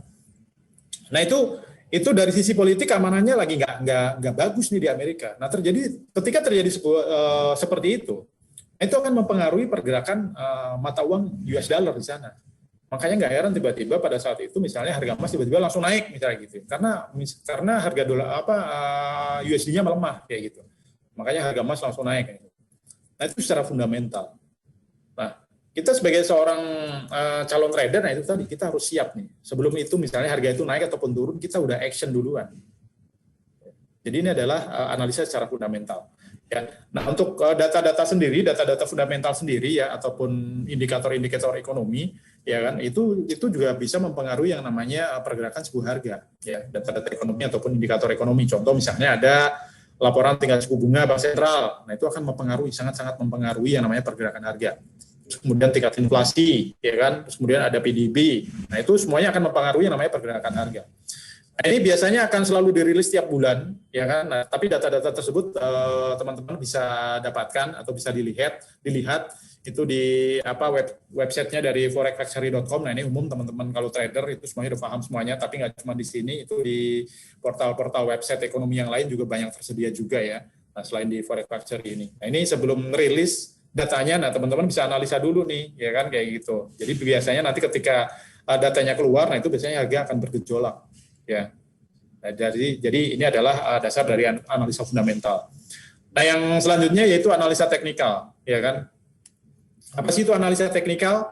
Ya, jadi analisa teknikal itu adalah cara menganalisa market dengan mengukur perubahan harga menggunakan perangkat-perangkat statistik seperti grafik ataupun chart ya, serta mungkin ada rumus-rumus lain, matematis lain yang dapat kita gunakan ataupun indikator analisa yang bisa kita gunakan juga. Ya. Tapi poinnya analisa teknikal itu adalah kita menganalisa dari data-data yang sudah terjadi. Ya. Jadi contoh sederhana biar teman-teman gampang ininya ya logiknya ya. Itu contoh misalnya masih dari sisi pandemi. Ya kan? Contoh misalnya di hari pertama orang yang terkena virus corona misalnya ada 100 orang. Hari kedua tiba-tiba naik jadi 200 orang. Hari ketiga naik ke 300. Hari keempat misalnya naik lagi ke 400 orang yang kena. Kira-kira hari kelima ini orang yang terkena virus bakalan naik atau turun ya? Kalau kita lihat dari data-data sebelumnya, pasti akan naik hari kelimanya. Mungkin bisa tembus 500 ataupun 600, atau mungkin bahkan lebih. Kenapa? Karena semakin banyak orang yang terinfeksi, peluang untuk menularkan ke orang itu juga akan semakin besar, semakin banyak. Makanya nggak heran data berikutnya pasti akan naik. Kayak gitu. Sama dengan harga juga seperti itu. Ketika harga itu misalnya saya transaksi misalnya euro, saya tiba-tiba hari ini naik, besok naik lagi. Nah, itu memancing juga, mempengaruhi ke psikologis trader mereka untuk ikut buy juga kayak gitu. Makanya nggak heran ya. Jadi semakin trennya naik, dia akan naik terus kayak gitu. Sama dengan itu tadi. Contoh misalnya orang yang terkena virus tadi. Sama halnya turun juga seperti itu, ya kan. Turun ketika harganya misalnya orang yang terkena virus di hari 10 misalnya ada 1.000 orang, kemudian turun ke hari 11-nya turun ke 900, besoknya turun ke 800, besoknya lagi turun ke 700. Nah, kira-kira pertanyaannya hari ke-15 ini kira-kira berapa ya? Turun apa naik ya? Kalau kita lihat datanya juga pasti turun juga. Kenapa? Karena semakin sedikit orang yang terkena virus, semakin sedikit juga peluangnya untuk menularkan ke orang juga. Makanya nggak heran kalau misalnya nanti kalau trennya itu udah turun, nah berikutnya juga pasti akan turun lagi. Kayak gitu. Ya, jadi kita melihat atau menganalisa dari data-data yang sudah pernah terjadi. Ya, oke. Nah, untuk analisa ini sendiri, analisa teknikal itu biasanya menggunakan chart. Nah, untuk chart itu ada 3 macam ya, yang biasa digunakan. Ada line chart, kemudian bar chart, dan satunya lagi ada candlestick chart. Tapi yang paling banyak digunakan oleh teman-teman trader profesional itu biasanya mereka menggunakan candlestick chart. Ya. Nah, candlestick chart itu apa sih ya? Jadi untuk teman-teman, nah ini kita pelajari candlestick chart. Jadi kalau misalnya teman-teman sudah pernah melihat ke chart yang seperti ini, nah ini namanya adalah candlestick chart. Cara membacanya gimana sih ya? Kayak gitu. Jadi simpel cara membacanya. Dan kenapa disebut sebagai candlestick chart? Nah ini karena di sini bentuknya seperti body lilin. Nah ini yang kotak ini di tengah ini adalah body lilinnya. Terus kemudian di atas ataupun bawahnya ini adalah sebagai batang lilinnya, batang atas, batang bawahnya. Nah ini disebut sebagai candlestick chart. Nah cara membacanya gimana? Cara membacanya simpel. Jadi contoh misalnya di ICDX jam 6 pagi market dibuka misalnya harga emas, contoh misalnya harga emas di harga 1.000 misalnya gitu ya. Terus kemudian tiba-tiba jam 8 pagi ternyata harganya turun ke harga 950. Nah setelah turun ternyata dia nggak naik-naik lagi. Nah ini bisa dikatakan sebagai harga low-nya, harga terendahnya. Ya. Nah, ketika sudah turun, nggak turun-turun lagi, ternyata sore-sore ataupun malam-malam dia naik nih. Naik harga 1.100. Nah, setelah naik ke harga 1.100 dia nggak naik lagi, turun. Nah, ini disebut sebagai harga tertingginya atau harga high-nya dia. Ya. Setelah nggak naik-naik lagi, ternyata jam 4 pagi pas penutupan pasar tutup di harga 1070. Nah, ini disebut sebagai harga penutupan atau harga closingnya. Nah, ini menunjukkan bahwa harga tersebut mengalami kenaikan. Kenapa naik? Karena harga opennya di harga 1000, terus kemudian tutupnya di harga 1070. Nah, ini berarti harganya menunjukkan harga naik, ya, karena tutupnya lebih besar dibandingkan harga pembukaan. Ini ketika harga naik, atau saya tandakan warna hijau. Nah, kalau harga turun gimana? Kalau harga turun itu tinggal kita balik saja. Ya. Jadi misalnya open jam 6 pagi di harga 2000, ya kan, terus kemudian siangan dikit dia naik ke harga 2100, nggak naik lagi, nah ini bisa dikatakan sebagai harga high-nya. Ya, kalau nggak bisa nembusin di harga 2100, nah ini dikatakan sebagai harga high. Nah, terus kemudian tiba-tiba misalnya turun malamnya, ya kan, di harga 1800, nah kalau turun lagi tembus di 1800, nah itu bisa dikatakan sebagai harga low-nya atau harga terendah. Kemudian jam 4 pagi misalnya close di harga 1900, nah ini harga penutupan, harga closingnya. Ini disebut harga turun. Kenapa? Karena harga open di harga 2000, kemudian harga closingnya atau penutupannya itu di harga 1900. Jadi harga open lebih tinggi dibandingkan harga close. Maka menunjukkan harga ini mengalami penurunan. Nah, ini saya tandakan dengan warna merah. Ya. Jadi ini cara membaca candlestick. Nah, candlestick sendiri itu terdiri dari beberapa time frame. Ya, beberapa time frame. Jadi kalau ini tadi saya contohkan dari pagi hari, open jam 6 pagi, tutup jam 4 pagi besoknya lagi. Nah, ini artinya candlestick time frame 1 hari atau daily. Tapi ini bisa diganti. Contoh misalnya nanti teman-teman mau lihat nih, saya mau lihat pergerakan per 5 menit kayak gitu kan, atau per 1 jam. Contoh misalnya per 1 jam bisa, tinggal diganti time frame-nya per 1 jam. Nah kalau kita ganti per 1 jam, candle ini itu mewakili pergerakan 1 jam. Contoh misalnya dari jam 6 pagi ya kan, tutupnya jam 7 pagi, nah itu berarti 1 jam. Nah nanti jam 7 sampai dengan jam 8 itu akan membentuk candle baru lagi. Jadi setiap satu candle itu mewakili pergerakan 1 jam. Jam berikutnya bikin lagi candle, jam berikutnya bikin candle lagi kayak gitu. Ya. Nah kalau 5 menit juga sama nih, kalau kita pilih misalnya candle per 5 menit, itu setiap 5 menit itu akan membuat candle, 5 menit berikutnya akan membentuk candle lagi, kayak gitu. Ya. Jadi candle itu bisa dibagi-bagi menjadi beberapa time frame nanti. Nah, yang selanjutnya yaitu bar chart ya. Nah, ini ada chart yang keduanya yaitu bar chart. Nah, bar chart ini juga hampir sama dengan candlestick tadi, cuman perbedaannya kalau di bar chart itu tidak ada body lilingnya. Hanya informasi open, terus kemudian low, kemudian high sama close-nya. Ya. Jadi ini sama dengan candlestick tadi. Cara membacanya juga sama, cuman perbedaannya tidak ada body lilingnya saja. Hanya informasi open, low, high, close. Ya, sama juga dengan turun, pada saat harga turun juga sama seperti ini. Ya. Oke, ini chart. Yang terakhir yaitu line chart. Ya, line chart itu banyak mungkin ditemuin untuk teman-teman yang baru sering banget seperti ini. Nah, tapi kalau line chart itu membacanya dari terbentuknya itu dari harga penutupan. Ya. Jadi contoh misalnya open di harga 1000, kemudian tutupnya di harga 2000, nah berarti ini kan harga mengalami naik ya kan. Nah ketika harga naik itu membentuk line-nya itu naik kayak gini ke atas. Tapi kalau misalnya contoh misalnya tadi misalnya tutup di harga 1100 misalnya gitu kan. Ternyata besok pagi tutupnya turun nih ke harga 1000 lagi, balik lagi ke harga 1000. Ya itu berarti nanti akan membentuk line-nya itu turun kayak gitu. Jadi dibentuk dari harga penutupan. Ya. Oke, ini terkait dengan analisa. Jadi analisa itu ada fundamental sama teknikal. Nah, untuk hari ini kita belajarnya itu terkait dengan dasarnya dulu, cara membaca, terus jenis-jenis dari analisa tersebut. Nah, untuk lebih lanjut dan lebih detailsnya nanti akan diadakan di minggu depan, kalau nggak salah di hari Senin, ya kan? Nanti teman-teman bisa ikut join lagi terkait dengan analisa fundamental dan teknikal. Jadi nanti lebih advance. Kalau di sini kita dasar untuk yang analisanya. Untuk yang hari Senin nanti analisa advance ya. Jadi kelas advance-nya nanti akan ada di hari Senin. Nah, nanti teman-teman bisa pelajari juga di sana terkait dengan fundamental teknikal yang lebih detail ya. Jadi sebenarnya bukan masalah kapan sih saya bisa buy, saya sell kayak gitu. Tapi yang terpenting adalah di harga berapa sih saya sebaiknya buy, di harga berapa sih saya sebaiknya sell, atau misalnya di level berapa sih saya harus menentukan cut loss atau take profit saya, yaitu nanti akan ada di kelas advance ya. Jadi kalau untuk yang hari ini kita belajarnya dasar dulu, biar paham dulu nih teman-teman dasar analisa itu seperti apa, kayak gitu ya. Oke. Nah yang selanjutnya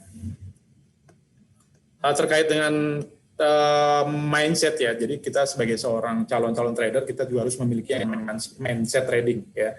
Jadi banyak juga nih teman-teman yang baru nih ya, baru mulai belajar trading, mereka mimpinya itu sudah seperti kayak George Soros ataupun Warren Buffett langsung menjadi kaya dengan instan kayak gitu ya. Itu nggak bisa ya. Karena kebanyakan kalau yang mindsetnya seperti itu, justru mereka akan mengalami yang namanya kerugian atau mungkin bahkan kegagalan kayak gitu. Nah, oleh sebab itu kita perlu memiliki yang namanya mindset trading yang bagus ya. Kenapa? Karena mindset trading itu bisa mempengaruhi yang namanya tindakan kita nantinya dalam mengelola portofolio kita dalam melakukan transaksi ataupun trading ya. Nah, di sini tapi mungkin di sini saya berikan beberapa mindset yang setidaknya kita patut miliki, yang harus kita miliki sebagai seorang trader ya, sebagai calon-calon trader. Nah, kita harus memiliki mindset ini. Yang pertama mungkin mindsetnya harus mindset dagang ya. Kenapa mindset dagang? Karena saya yakin nih semua orang di dunia ini mereka memiliki yang namanya mindset dagang ya. Kalau misalnya saya dikasih uang 10.000, kemudian saya suruh bisnis ya kayak gitu kan, ketika saya belikan barang di harga 10.000, nggak mungkin nih saya jual di harga 7.000. Gimana caranya biar untung? Pasti saya akan jual di harga di atas itu. Entah itu 12.000, 15.000 kayak gitu kan. Nah, semua orang memiliki mindset ini, pasti punya kayak gitu. Karena yang namanya trading itu hampir mirip seperti dagang kok. Ya, itu mindset yang pertama. Kemudian yang mindset yang kedua adalah fokus pada profit dan konsisten. Ya, tentunya juga jangka panjang. Untuk jangka panjang, ya. Karena kebanyakan trader ya kan, pemula ya, mereka itu nggak fokus. Mereka cuma ngejar profit, akhirnya loss, ya udah selesai. Trading lagi kayak gitu, jangan, nggak bisa ya. Jadi kita harus fokusnya itu harus profitnya itu konsisten dan jangka panjang. Dan kita juga nggak perlu yang namanya transaksi ataupun trading itu tiap hari, ya itu enggak juga ya. Kalau memang tidak ada kesempatan ya jangan usah trading. Kalau misalnya seminggu ini kesempatan tradingnya ternyata cuma ada peluangnya misalnya cuma ada 2 kali, ya nggak apa-apa, it's okay ya kayak gitu. Yang penting konsisten dan jangka panjang ya. Oke, itu yang mindset yang kedua. Mindset yang ketiganya yaitu disiplin, selalu disiplin. Wah, saya bosen nih Pak kalau saya ikut seminar trading forex selalu ngomongnya disiplin. Gitu. Maksudnya disiplin di sini apa sih ya? Apakah disiplin harus profit, ya kan? Disiplin sama sistemnya atau disiplin sikap kita atau apa sih kayak gitu ya? Jadi sebenarnya dimaksud disiplin di sini ya, yaitu disiplin pada rencana trading. Jadi tepatnya itu ya. Jadi rencana trading. Rencana trading kita itu apa? Banyak nih ya. Nggak cuma soal misalnya, saya harus cut di sini, saya harus cut loss di sini, harus TP di sini, nggak juga. Ya, jadi rencana trading itu banyak juga. Contoh misalnya dari sisi modal ya kan, dari modal kita juga harus disiplin. Contoh misalnya saya punya pendapatan gaji saya misalnya 5 juta misalnya gitu. Saya sisihkan untuk trading setiap bulannya itu cuma berani saya 1 juta. Ya, mentang-mentang misalnya saya masuk pertama 1 juta, terus kemudian saya trading, saya 1 bulan ini saya dapat cuan misalnya 30% gitu. Wah, ternyata lumayan nih 30% misalnya gitu. Bulan depan ketika saya gajian 5 juta, saya balik nih. Yang 4 jutanya saya tradingkan ya kan, karena berharap akan mendapatkan keuntungan di sana. Nah, itu namanya nggak disiplin. Ya kalau memang kita hanya bisa mampu misalnya yang kita sisihkan misalnya cuma 1 juta atau 500 tiap bulan kayak gitu ya. Ya harus disiplin juga di situ. Ya, nggak boleh nih kita rubah-rubah kayak gitu. Oke, nah itu yang pertama. Kemudian yang keduanya disiplin juga dari jam tradingnya juga bisa juga. Contoh misalnya kalau saya hanya bisa trading waktu malam hari, ya malam hari aja. Siang hari saya sibuk kerja, ya jangan diganggu. Justru nanti pada saat kerja kalau misalnya saya trading, ya karena bukan jam saya, justru trading saya bisa jadi berantakan. Saya nggak fokus misalnya gitu. Kerjaan banyak, kalau saya nggak fokus. Ya kan? Dari sisi jam tradingnya juga kita harus disiplin juga. Ya, baru nanti mungkin kita baru ke setup tradingnya. Saya tinggal tentukan misalnya stop loss saya di sekian, take profit saya di sini, kayak gitu. Nah, itu juga harus disiplin juga, kayak gitu ya. Ketika saya udah menerapkan stop loss saya misalnya 3%, ya harus 3% harus cut. Kalau turun 3% cut. Jangan mentang-mentang baru 3%, kayaknya kayaknya bakalan turun dulu deh, ini sekitar 4%, ini nanti pasti bakalan naik lagi. Nggak bisa gitu juga. Ketika turun 4%, berharap bakalan balik, ternyata nggak, malah turun lagi, kayak gitu. Itu namanya disiplin. Jadi disiplin itu bukan melulu soal setup tradingnya. Jadi banyak pengaruh yang bisa mempengaruhi dari kedisiplinan itu tadi. Oke, ini terkait dengan mindset trading. Kemudian yang terakhir mindsetnya yang mungkin kita harus pahamin adalah tidak ada strategi trading tanpa loss. Ya, jadi ini yang perlu dipahamin. Jadi jangan percaya nanti kalau misalnya ada iklan-iklan, terus kemudian diajak-ajak temennya, oh trading sama saya aja, saya jamin nggak bakalan loss. Saya punya sistem ini kok, oh saya punya robot ini kok, nggak bakalan loss. Jangan percaya. Ya. Karena tidak ada strategi, ya satupun strategi yang itu tanpa loss. Yang namanya strategi, semuanya memiliki potensi yang namanya loss, punya peluang yang namanya loss, itu sudah pasti. Jadi misalnya kita udah analisa pakai teknikal ini, pakai indikator ini, semuanya udah benar pas segala macam. Sudah yakin 100% bakalan naik. Ternyata nggak naik. Bisa jadi kan kayak gitu. Karena memang yang namanya strategi, ya kan, nggak ada yang menjamin yang namanya pasti untung, nggak ada. Semua strategi punya peluang yang namanya akan loss. Ya, jadi itu yang perlu dipahamin ya. Oke, mungkin ini mindset trading yang perlu kita pahamin dan kita miliki sebagai calon-calon trader kita. Ya. Oke, mungkin saya lanjutkan. Oke, kita memasuki sesi 3 yaitu dengan pelajari terkait dengan aplikasi trading ya, aplikasi trading menggunakan MetaTrader 5. Ya, ini mungkin sebentar kalau untuk yang sesi ini karena memang marketnya sendiri juga nggak buka, ya kan. Nah, jadi kita tidak bisa langsung tutorial karena hari Sabtu ya. Nah, kenapa kita perlu menggunakan MetaTrader 5? Ya, karena memang MetaTrader 5 itu didesain untuk kita bisa melakukan transaksi langsung direct ke bursa, kayak gitu loh. Jadi kalau misalnya ada teman-teman yang menanyakan, Pak, saya bisa nggak pakai MetaTrader 4? Jawabannya nggak bisa ya. Kenapa? Karena MetaTrader 4 itu memang didesain untuk transaksi di luar bursa, bukan di dalam bursa. Itu perbedaannya. Ya. Tapi kalau MetaTrader 5 itu memang didesain untuk bisa kita transaksi di dalam bursa. Nah, terus kemudian, berarti kalau yang pakai MetaTrader 5 itu semuanya transaksinya di bursa ya? Enggak juga. Ya, jadi MetaTrader 5 bisa digunakan untuk transaksi di dalam bursa ataupun di luar bursa. Tapi kalau transaksi di MetaTrader 4 itu sudah pasti transaksinya di luar bursa. Ya. Oke. Jadi itu kenapa kita menggunakan MetaTrader 5. Nah, yang selanjutnya yaitu demo account. Untuk teman-teman yang baru wajib yang namanya memiliki atau mencoba di demo account dulu ya. Kenapa? Karena untuk teman-teman yang newbie ataupun pemula itu nantinya bisa mendalami yang namanya metode trading, terus kemudian menguji coba strategi tradingnya itu dengan menggunakan account demo ya. Tapi yang perlu saya tekankan adalah ketika kita menggunakan account demo, kita juga harus bisa menerapkan atau menganggap bahwa akun tersebut seperti akun real, akun asli. Karena kebanyakan trader ketika mereka menggunakan account demo mereka asal-asalan, buy sell kayak gitu, asal-asalan, nggak boleh kayak gitu. Kenapa?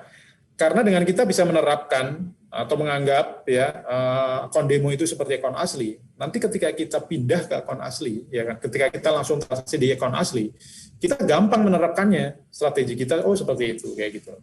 Tapi kalau dari account demonya saja sudah asal-asalan, jangan harap nanti akun aslinya juga pasti bisa cuan kayak gitu. Juga pasti asal-asalan juga. Ya, makanya kita harus bisa menganggap akun demo itu seperti akun asli. Ya. Nah, ini untuk langkah-langkah untuk yang belum punya akun demonya ya. Jadi tinggal di-download aja MetaTrader 5-nya, baik itu di PC ataupun di mobile phone ya, baik itu di iOS ataupun Android semuanya bisa.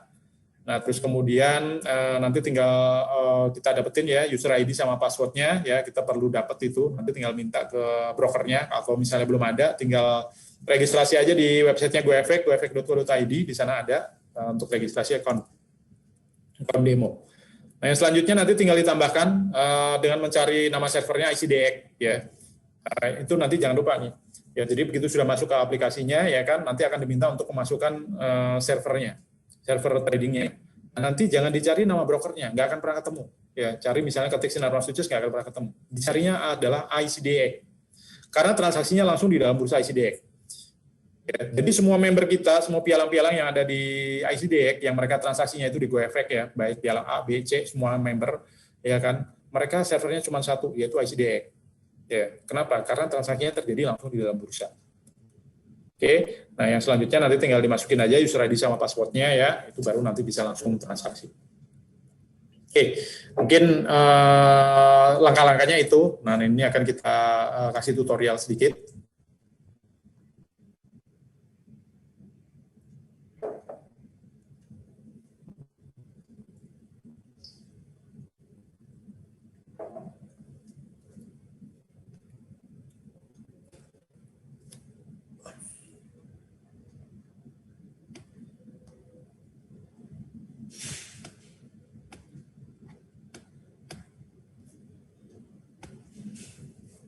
Oke. Jadi nanti teman-teman ketika sudah download dan install ya aplikasinya, nanti tampilan awalnya akan seperti ini ketika kita buka. Nah, ini saya menggunakan Android ya. Kenapa? Karena memang dari data yang kita dapat dari MetaQuote itu hampir 70% trader itu menggunakan Android ternyata ya. Oke. Ketika dibuka nanti pertama kali nanti tampilannya akan seperti ini karena marketnya ini juga close, ini tidak bergerak ya. Nah, untuk masuk ke akun demonya ya, akun kita baik demo ataupun akun realnya, teman-teman tinggal klik aja di sini, ada menu quote di sini, tinggal diklik. Setelah diklik nanti tinggal diklik manage account di sini, ya kan? Nah, nanti akan muncul tampilan seperti ini ketika kita klik manage account, ya kan? Nah, nanti tinggal dilanjutkan, nanti teman-teman bisa klik tanda plus di sini untuk masuk ke dalam akunnya.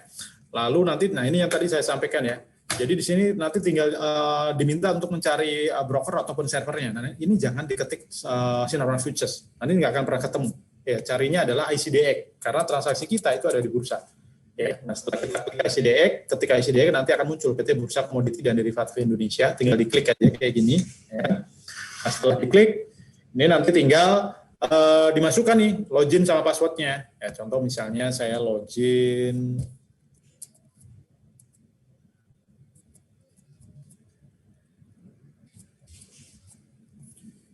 Terus passwordnya kita masukkan juga.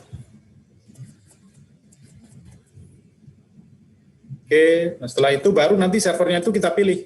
Apakah servernya demo ataupun live. Ya. Jadi kalau saat ini kita pakai demo ya demo, tapi kalau nanti kita sudah masuk ke dalam akun realnya ya, user akun live ya, itu tinggal diganti aja nih di sini. Di sini ada ICDX demo dan ICDX live.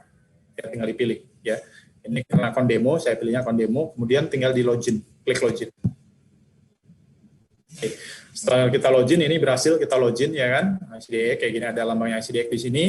Nah, lalu yang pertama yang perlu kita perhatikan ketika kita sudah login ya, kita harus lihat nih apa portofolio kita, uang kita ya. Karena kita buka akun ya kan, kita transfer misalnya 1 juta atau 10 juta kayak gitu ya. Nanti kita lihat nih di aplikasi kita, uang kita ada berapa ya. Itu untuk melihatnya tinggal dicek di menu portofolio di sini. Nah, nanti di sini ada equity, balance, sama free margin semuanya di sini. Ya. Jadi equity ini adalah menunjukkan uang kita, ya. Nah, kalau balance itu juga menunjukkan bahwa total dari transaksi yang sudah kita lakukan dan sudah kita realisasi. Ya, contoh misalnya saya transaksi buy misalnya 1 lot, terus kemudian saya dapat untung, misalnya tadinya modal saya misalnya 1 juta misalnya gitu ya, 1 juta. Kemudian ketika saya untung 100.000 dan sudah saya close posisinya, nanti balance saya akan berubah, yang tadinya 1 juta itu akan berubah menjadi 1.100.000. Ya kan, equity saya juga berubah menjadi 1.100.000. Ya. Tetapi ketika transaksi saya itu belum saya close, misalnya masih saya tunggu, misalnya saya buy terus kemudian saya dapat profit 100.000 tapi belum saya close nih posisinya, masih bergerak terus naik turun ke 100 misalnya gitu kan. Nah, nanti yang berubah hanya equity saja. Equity saja ini akan selalu berubah mengikuti profit dan loss-nya. Ya kan kayak gitu loh. Nah, balance-nya itu masih akan tetap 1 juta. Ya, karena balance itu adalah total semua transaksi yang sudah kita realisasikan, baik itu profit ataupun rugi. Ya. Tapi untuk yang real time-nya ya kan, itu ada di equity ini. Jadi untuk melihat real uang kita itu sebenarnya ada di equity nanti ya. Oke, jadi ini untuk melihat dana kita. Nah, yang selanjutnya untuk melihat produk-produknya, ya kan, harga-harganya itu teman-teman bisa langsung masuk ke menu quote-nya, running quote-nya itu ada di sini. Nah, ini adalah running quote-nya nanti di sini. Ya, nanti akan bergerak di sini. Ya. Contoh di sini ada produk euro misalnya kayak gitu ya. Nah, ini adalah harganya. Nah, karena kebetulan hari Sabtu harganya nggak bergerak di sini ya. Nah, ketika di sini belum ada produk-produknya ya, nah, teman-teman bisa menambahkan nih, kok di sini produknya cuma ada euro doang, ya kan kayak gitu kan. Nah, itu tinggal ditambahkan aja produk-produk yang ingin ditampilkan. Nah, caranya tinggal klik aja tanda plus di sini, kemudian diklik di file isian di sini. Nah, nanti tinggal dipilih nih, ada produk apa yang ingin ditampilkan. Misalnya ada Gold Judi Mikro, tinggal diklik aja 2 kali. Misalnya, saya mau produk mikro aja ya, tinggal misalnya ini Aussie USD Mikro, Euro Mikro, ini GBP Mikro misalnya ya. Tinggal diklik aja 2 kali. Nah, kemudian kita kembali. Ya, nanti semuanya sudah akan muncul di sini. Ini contoh misalnya Gold Judi Mikro, ya kan. Ini harga bid, ini harga as. Ya, harga bid itu adalah harga penawaran jual, ya kan? Atau bisa dikatakan ini harga bid ini harga kalau misalnya kita mau beli, ya kan, nanti akan dapatnya di harga as ini tadi, ya. Ini harga penawaran beli, ya gitu. Kalau ini harga penawaran jual, ya gitu, ya. Jadi kalau misalnya kita beli nanti akan dapatnya di harga ini, kalau kita jual dapatnya akan di harga ini, ya. Selisih antara harga bid dan harga as itu disebutnya adalah sebagai spread, ya. Jadi kalau misalnya kita beli emas di Antam misalnya gitu, harga belinya 1 juta, tapi harga jualnya 950 kayak gitu. Jadi harga jual itu akan selalu lebih rendah biasanya, ya. Oke, jadi ini untuk melihat produknya. Nah, untuk selanjutnya untuk melihat chartnya, jadi tadi misalnya, oh ini kalau saya melihat pergerakan chartnya gimana? Itu tinggal diklik aja produknya, contoh misalnya di gold ya, ini diklik produknya, lalu nanti akan muncul pop-up seperti ini, lalu pilih chart di sini. Nah, ini untuk melihat pergerakannya, lihat chartnya. Kita klik menu chart ya kan, nah, nanti akan langsung kita dibawa ke layar chartnya itu tadi. Ya, nah, ini adalah pergerakan harga emas. Ini kalau kita lihat ini dari time frame per jam, artinya pergerakannya ini pergerakan per 1 jam. Yang artinya juga bahwa setiap satu candle ini mewakili pergerakan 1 jam, ya kan? Misalnya ini dari jam candle ini misalnya dari jam 6 sampai dengan jam 7. Nah, berarti candle yang ini adalah jam 7 sampai dengan jam 8. Ini jam 8 sampai dengan jam 9. Ya. Jadi setiap satu time frame candle ini mewakili pergerakan 1 jam karena ini pilihnya karena pilihnya adalah 1 jam, pergerakan 1 jam. Nah, tapi kalau kita mau melihat pergerakan per 5 menit, nah itu tinggal diklik aja di sini, ya kan? Contoh diklik di tengah-tengah di sembarang boleh. Nah, ini tinggal dipilih, nanti akan ada nih M1, M5, M15. Nah, ini artinya ini pergerakan per 5 menit, per 15 menit, per 30 menit. H itu per jam, ini 1 jam, ini 4 jam. Kalau ini D ini daily atau harian, ini W itu weekly, mingguan, ini monthly. Contoh saya mau melihat pergerakan per 5 menit, ya kan? Nah, ini tinggal diklik aja M5. Ya. Nah, ketika saya klik M5, ini sudah berubah chartnya. Ini Gold UD Micro M5.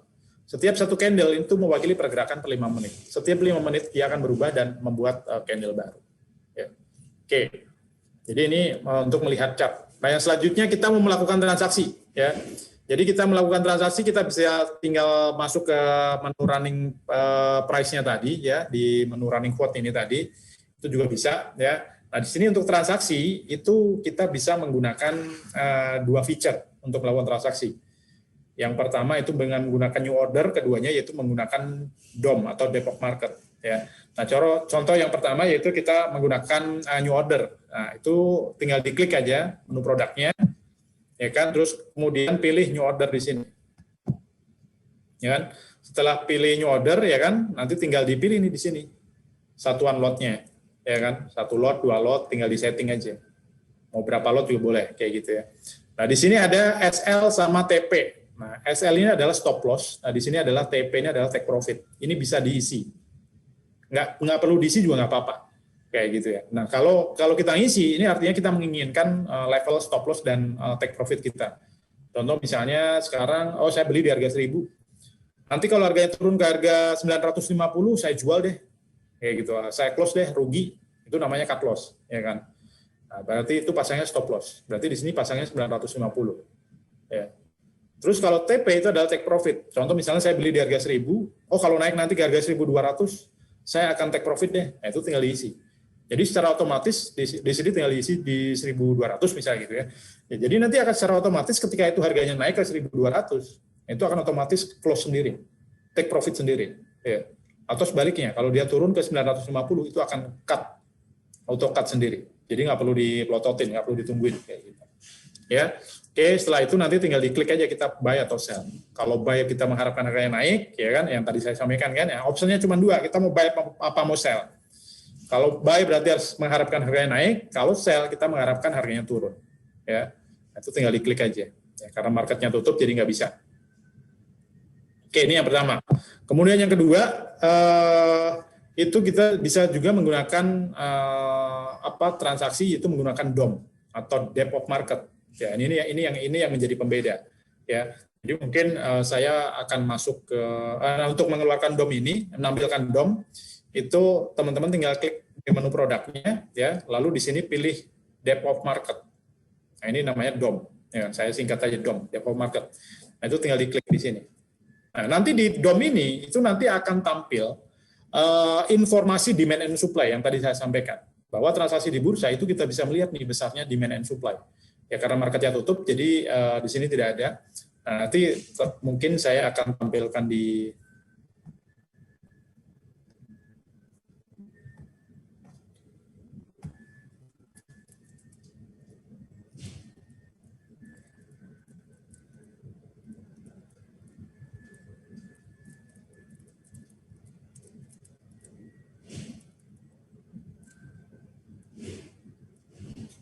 untuk materi ini nanti teman-teman bisa tinggal minta aja ke tim Sinara Futures ya. Jadi panduan ini juga ada. Oke. Jadi ini ya ketika kita menggunakan transaksi melalui DOM atau Default Market ya, itu caranya yang tadi ya, tinggal klik produknya terus kemudian pilih Default Market ya. Nanti setelah kita pilih Default Market nanti akan tampilannya seperti ini. Ya, Default Market tampilannya seperti ini. Ini adalah informasi terkait dengan demand and supply. Ya. Jadi ada dua kolom di sini, ya kan? Ini ada kolom warna biru ke bawah sama warna merah muda ke atas. Nah, yang warna biru ke bawah ini adalah informasi demand-nya. Ya kan? Ini harga. Ya, cara membacanya di 1952.4, di harga 1952.4. Ya. Itu demand-nya sebesar 61 lot. Kemudian di 1952.3, demand-nya sebesar 100 lot. Dan seterusnya, cara membacanya seperti itu. Ya. Ini sebaliknya, kalau di atas itu adalah informasi supply-nya. Jadi di 1952.8 itu supply-nya sebesar 50 lot. Di 1952.9 supply-nya sebesar ada 100 lot. Jadi siapapun nanti yang kita mau melakukan transaksi di sini, baik itu pending order, buy limit, sell limit, contoh misalnya saya pending order di harga 1952.0. Nah, ini berarti saya demand, sebagai demand kan. Ya kan kayak gitu lah. Kalau saya pasang pending order di buy limit di 1952.0, misalnya sebesar 50 lot misalnya gitu kan. Nanti volume 50 lot saya informasinya akan muncul di sini. Jadi di sini tidak lagi 100, tapi akan menjadi 150 yang punya saya barusan 50 lot yang ketika saya pasang itu tadi. Jadi siapapun orang yang melakukan pending order sebagai demand di sini, itu semuanya informasinya akan terlihat di sini. Berapapun lotnya semuanya akan bisa melihat. Tapi kita tidak bisa melihat, oh siapa nih yang pasang pending order di sini, yang buy limit di sini, yang sell limit di sini, kita nggak bisa. Tapi informasi volume ini semuanya akan terlihat di sini. Ya, di DOM ini, Default Market. Nah, DOM ini memang biasanya kebanyakan kalau kita hanya bisa terlihat kalau kita transaksinya di dalam bursa. Ya, kalau di luar bursa itu memang jarang, tidak ada. Ya memang tidak ada ya, kalau di luar bursa memang tidak ada. Ya, adanya itu cuma ada di bursa market. Di market di bursa. Ya. Jadi ini fungsi dari DOM ya untuk melihat informasi demand and supply-nya. Nah, ini juga bisa kita lakukan untuk melakukan transaksi. Caranya tinggal kita set di sini, kita mau beli berapa lot, terus kemudian kita stop loss-nya, take profit-nya juga bisa diisi di sini. Ya kan? Terus kemudian tinggal kita buy atau sell di sini. Ya. Kita mau pending order, buy limit, sell limit juga bisa kita lakukan dari sini juga. Nah, kalau mau buy limit nanti tinggal diklik aja di sini nih. Ada tanda warna biru ke atas yang di samping sini, ini untuk buy limit. Nah, kalau sell limit pakainya yang ini. Tinggal diklik, tinggal di setting di sini, tinggal sell limit nanti akan langsung masuk. Ya. Oke, jadi ini fungsi dari DOM. Terus mungkin yang selanjutnya order sudah. Oke, modifikasi mungkin ya. Ketika kita sudah melakukan transaksi ya, nanti akan muncul di portofolio kita, ya portofolio. Ya, jadi akan muncul di portofolio kita di sini ya, yang tadinya kita cuma ada informasi balance, kemudian equity sama margin. Nanti ketika kita melakukan transaksi akan langsung ada muncul informasi komisi, free margin sama margin level kayak gitu ya. Nah, contoh ini misalnya saya sudah melakukan transaksi, contoh ini saya sudah buy di 1954 misalnya gitu. Nah, terus kemudian saat ini saya mengalami misalnya profit baru di 20 sen misalnya gitu. Nah, ini kalau profit warnanya biru. Kalau masih minus warnanya merah ya. Nih. Nah, ini kita bisa modifikasi itu artinya nggak perlu kita tungguin, ya kan? Atau misalnya kayak tadi, kalau misalnya tadinya kita nggak pasang stop loss sama take profit di awal, itu kita bisa pasang melalui modifikasi. Ya, caranya gimana? Ya tinggal diklik aja di sini, tekan agak lama, nanti akan muncul tampilan seperti ini. pop-up seperti ini, pilih modify position, ya kan. Nah, setelah kita klik modify position, nah itu tinggal diisi nanti stop loss sama TP-nya. Ya, tapi kalau kita udah pasang dari awal, nah itu nggak perlu kita isi lagi. Ya, diisi, ya kan. Oke, nanti tinggal kalau sudah kita isi, tinggal dimodify, nanti informasinya akan muncul di sini. Stop loss kita berapa, take profit kita berapa. Ya. Oke, pending order juga sama, ya. Jadi pending order itu contoh misalnya gini. Ya, jadi teman-teman nggak perlu kita tungguin harga itu ya, harga nggak perlu ditungguin, tapi kita bisa melakukan pending order. Contoh misalnya kita udah analisa, terus kemudian analisis kita mengatakan, wah ini kayaknya sekarang misalnya harga di harga 1.000 misalnya gitu ya. Wah ini analisanya kayaknya kalau turun ke harga 800 bakalan naik lagi deh. Karena ini titik support kuatnya di 800 misalnya gitu ya. Nah itu bisa kita pasang pending order tanpa kita tungguin. Nah caranya gimana? Ya, caranya tinggal klik produknya, ya. Contoh misalnya gold ya, saya mau pending order gold ini, kemudian pilih new order, lalu kita pilih buy limit kalau kita mau beli, tapi kalau kita mau jual, kita mau pasang sell berarti sell limit ya. Contoh ini saya pakai buy limit, ya kan? Buy limit ya kan. Nah ini yang di sini exchange execution-nya itu diganti. Ini default-nya selalu exchange execution. Lalu tinggal diklik, nanti akan muncul pop-up di bawah ini. Ya, pilih buy limit. Ya, setelah kita pilih buy limit, ya, lalu kita isi. Ya kan? Nah, ini sudah buy limit, kita isi nih. Di harga berapa? Contoh misalnya tadi ya. Nah, ini contoh harga running pada saat itu di 1986. Oh, saya mau buy kalau harganya turun ke harga 1980. Kayak gitu. Nah, ini tinggal diisi, ya kan? Kita juga bisa langsung isi, stop loss take profitnya juga bisa juga langsung, ya kan. Nah, setelah kita isi tinggal diklik place ini. Setelah kita klik place, nanti informasinya akan muncul di portofolio kita. Ya. Nah, ini. Informasinya gold judi mikro saya buy limit ya kan sebanyak 1 lot di harga 1980. Ini untuk pending order ya, akan muncul di sana. Nah, selanjutnya yaitu menutup transaksi ya. Jadi ketika tadi saya sudah memiliki posisi, kemudian saya mau close atau saya mau tutup, gimana caranya? Jadi ada 2 cara untuk menutup transaksi, yaitu dengan menggunakan DOM yang pertama ya, itu bisa menutup transaksi. Nah, kenapa kita bisa menggunakan DOM? Nah, karena sifatnya yang transaksi di dalam bursa itu tidak boleh melakukan transaksi locking ataupun hedging kayak gitu ya. Kalau saya nyebutnya locking lah, bukan hedging. Karena hedging itu konsepnya berbeda, bukan seperti itu. Ya. Kalau di luar bursa atau di OTC, mereka diperbolehkan locking. Kalau locking itu saya punya buy 1 lot di gold misalnya, terus kemudian harganya turun, ya kan, kemudian saya sell, kayak gitu. Nah itu namanya locking. Ya. Tapi kalau transaksi di bursa itu tidak boleh dan tidak diperkenalkan di bursa manapun, nggak cuma di ICD, Amerika, Eropa, mau dimanapun di bursa itu nggak boleh yang namanya locking itu tadi atau hedging teman-teman. Ya. Nah itu karena sifatnya kita tidak boleh yang namanya locking itu tadi, artinya ketika saya memiliki buy, terus kemudian saya melakukan sell di produk yang sama, itu artinya close posisi. Ya, contoh misalnya saya punya buy di gold tadi, terus kemudian saya mau sell nih di gold, gitu. Berarti saya close posisi. Ya, nah itu tinggal dilakukan bisa dilakukan melalui depot market ini tadi. Kalau saya punya buy tadi kan, terus kemudian saya klik sell, ya otomatis saya close posisi. Atau sebaliknya, kalau misalnya yang pertama saya punya sell, saya punya open posisi sell, terus kemudian saya buy, ya kan kayak gitu, berarti saya close posisi. Ya, di produk yang sama ya, kayak gitu ya. Kalau di OTC kan jatuhnya itu locking ataupun hedging kayak gitu. Tapi kalau di bursa, ya kan, itu namanya close posisi. Nah, itu close posisi bisa tinggal melalui DOM ini aja. Kalau saya tadi punya buy, saya klik sell, saya close posisi. Nah, ini transaksinya sangat cepat kalau di sini.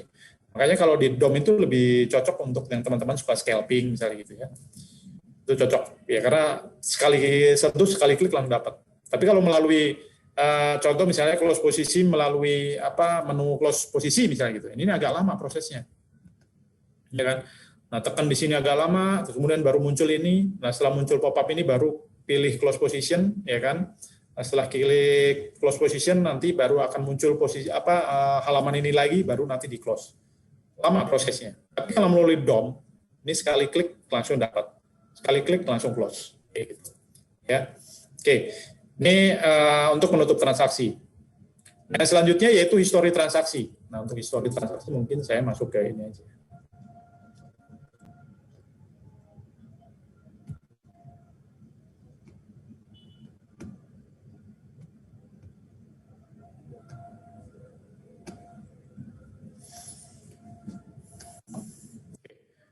Histori transaksi itu teman-teman bisa lihat di samping portofolio, itu ada untuk melihat histori transaksi kita ya.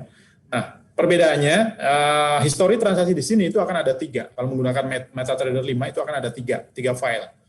Yang pertama adalah position. Nah, ini untuk melihat total transaksi kita, posisi kita yang kita transaksikan ya. Contoh misalnya saya mau melihat nah, ini adalah total transaksi saya. Jadi baik itu yang rugi ataupun yang untung kayak gitu kan, ataupun komisi saya berapa kayak gitu-gitu, semuanya ada di position ini tadi. Nah, kalau untuk yang order di sini ya ada satu lagi di sini ada file order. Nah, file order ini adalah semua transaksi ya yang terjadi itu akan masuk di sini. Baik yang done ya kan, yang berhasil ataupun yang di cancel. Semuanya akan ada di sini. Contoh misalnya di sini saya buy limit gold UD, nah ini saya cancel. Nah ini misalnya saya pasang buy ya kan kayak gitu, nah ini field. Field itu artinya done atau match kayak gitu. Nah ini saya cancel, ini field. Ya. Jadi semua informasinya akan ada di sini, baik yang kita cancel ataupun yang done. Ya. Nah satu lagi di sini ada file ini deals. Ya, tinggal kita klik aja. Kalau yang deals ini ini adalah informasi terkait dengan transaksi kita yang terjadi yang done. Nah, tapi di sini informasinya ada contoh misalnya kayak gini nih. Ya, contoh misalnya nah ini. Ya kan? Ini gold UD micro buy in. Nah, kalau buy in ini artinya saya transaksinya nge-buy tapi yang pertama. Bukan yang pertama kali bukan ya. Saya transaksinya apa? Buy misalnya gitu. Nah, ini keterangannya akan in. Nah, keluarnya ketika saya close itu nanti akan munculnya di sini adalah sell out. Ya, karena kalau buy itu pasangnya sell. Ini buy in, ini sell out. Kalau yang pertama saya sell, berarti nanti keterangannya akan sell in. Nah, contoh misalnya ini. Ini pertama nih. Saya pasangnya berarti sell in, kemudian keluarnya itu adalah buy out. Ya. Nah, ini informasinya deals-nya itu di sini. Jadi nanti jangan bingung membacanya. Ya. Oke. Nah, yang terakhir mungkin yang perlu saya sampaikan untuk histori transaksi. Ya, ini karena kebanyakan teman-teman ketika mereka itu melihat histori transaksi, mereka itu digunakan hanya untuk melihat historinya saja. Oh, saya untung berapa, saya profit berapa, kayak gitu, saya rugi berapa. Sebenarnya tujuan utamanya nggak cuma itu. Ya, jadi tujuan utama dibuatnya yang namanya histori transaksi itu juga sebagai bahan untuk kita menganalisa. Kenapa sebagai analisa? Ya kan, contoh misalnya, 1 minggu kemarin saya transaksi 10 kali, ternyata 9 kali saya loss. Saya cuma profit cuma sekali doang, kayak gitu kan. Nah ini kita bisa analisa, ya kan, kita lihat historinya, terus kemudian kita lihat nih, oh satu persatu.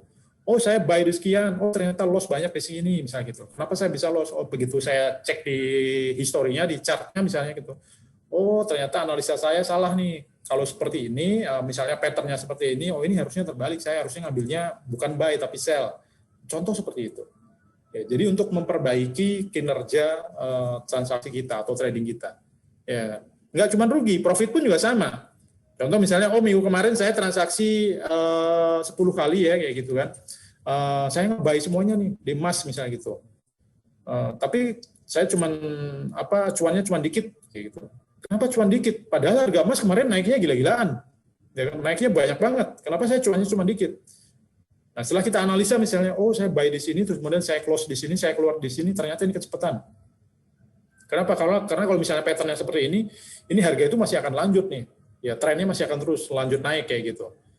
Seharusnya saya nggak close nih, saya bisa tahan, sehingga profit saya bisa maksimal. Ya, jadi itu. Jadi histori transaksi itu nggak hanya untuk melihat untung saya berapa, rugi saya berapa, tidak. Tapi justru kita jadikan sebagai bahan untuk analisa dalam kita melakukan transaksi. Trading kita sudah benar apa belum, ya kan? Itu kita bisa lihat dari histori transaksi kita. Oke, sampai di sini ada yang mau ditanyakan? Mas Teddy. Boleh. Yang tadi dibilang kalau pakai DOM atau yang dalam bursa itu bisa pasang satu posisi saja di produk yang sama. Misalnya buy hanya satu, nggak bisa sell gitu ya. Itu berarti kalau misalnya kita emas, kita pasang emas, misalnya transaksi di emas, pasang buy, terus mungkin kita analisa dia bakalan turun lagi nih. kita sell itu secara otomatis close. Betul. Secara otomatis close lah. Intinya kalau kita yang berlawanan itu kita akan close. Tapi di produk yang sama ya Pak, bukan produk yang lain ya. Misalnya emas, misalnya saya buy misalnya satu lot emas misalnya kayak gitu kan, terus kemudian saya sell satu lot emas itu artinya close posisi saya. Posisi buy saya itu tadi saya close. berarti Tapi kalau kalau misalnya misal, contoh misalnya Bapak punya buy 2 lot misalnya gitu emas, terus kemudian Bapak sell satu lot emas ya berarti yang nggak close cuma satu. Yang satunya masih oke. Oh gitu. Berarti tergantung jumlah lotnya. Betul, nggak semuanya. Terus Bapak di sini juga bisa nih. Di DOM ini Bapak misalnya pasang buy limit di sini, sell limit di sini ya boleh-boleh aja. Nggak apa-apa. Karena kan kita nggak tahu nih mana yang akan kena duluan nih, ya kan gitu kan. Artinya kalau misalnya pasang buy limit di sini misalnya di harga 1952, ternyata harganya naik nih menuju ke 1952. Ya, berarti Bapak buy limitnya kena dong. Ya sell limitnya belum kena kan. Tapi ketika nanti tiba-tiba harganya itu menuju ke sell limit ini tadi, ya berarti Bapak akan close posisi. Tapi posisinya Bapak akan cuan. Itu secara otomatis close. Ya, secara otomatis akan cuan. Kenapa? Bapak buy limitnya di bawah. Ini karena kalau pakai DOM ini aja ya. Ya, bisa Pak. Maksudnya ini multifungsi Pak. Ini kalau kita pakai DOM ini doang. Itu maksudnya tidak berpengaruh atau sama aja? Sama aja tidak berpengaruh Pak. Halo. Hanya saja kalau melalui DOM ini mungkin transaksi kita akan lebih cepat kayak gitu. Oke. Prosesnya akan cepat. Kalau pakai new order kan harus klik dulu yang agak lama, pencet lagi new order, pencet lagi pindah ke ini gitu. Betul. Oke. Ada lagi pertanyaan? Mas.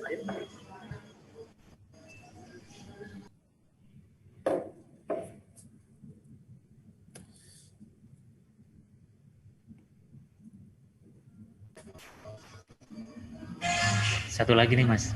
Boleh. Ini domain ini hanya di ICDE gini doang ya? Betul. Saya lagi buka MetaTrader 5, ini kok nggak ada ya? Nggak bisa keklik. Oh, karena market tutup Pak. Oh gitu. Nanti Bersana aja coba. Ya. Oke. Ya, jadi perlu saya sampaikan lagi bahwa depot market itu memang kebanyakan adanya itu di bursa. Ya, jadi di luar bursa itu biasanya memang nggak ada. Tapi kalau di luar bursa mereka itu ketika bisa menampilkan DOM kayak gitu, tapi DOM-nya itu biasanya mereka fake, nggak bisa ditransaksikan kayak gitu. Ya. Jadi DOM-nya mereka kalau di luar bursa itu fake karena tidak bisa ditransaksikan.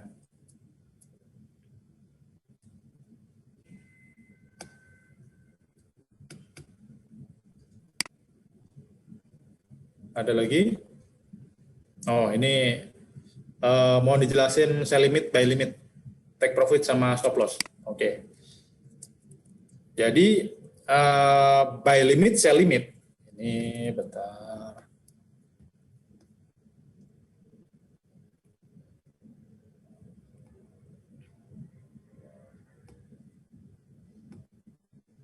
Oke.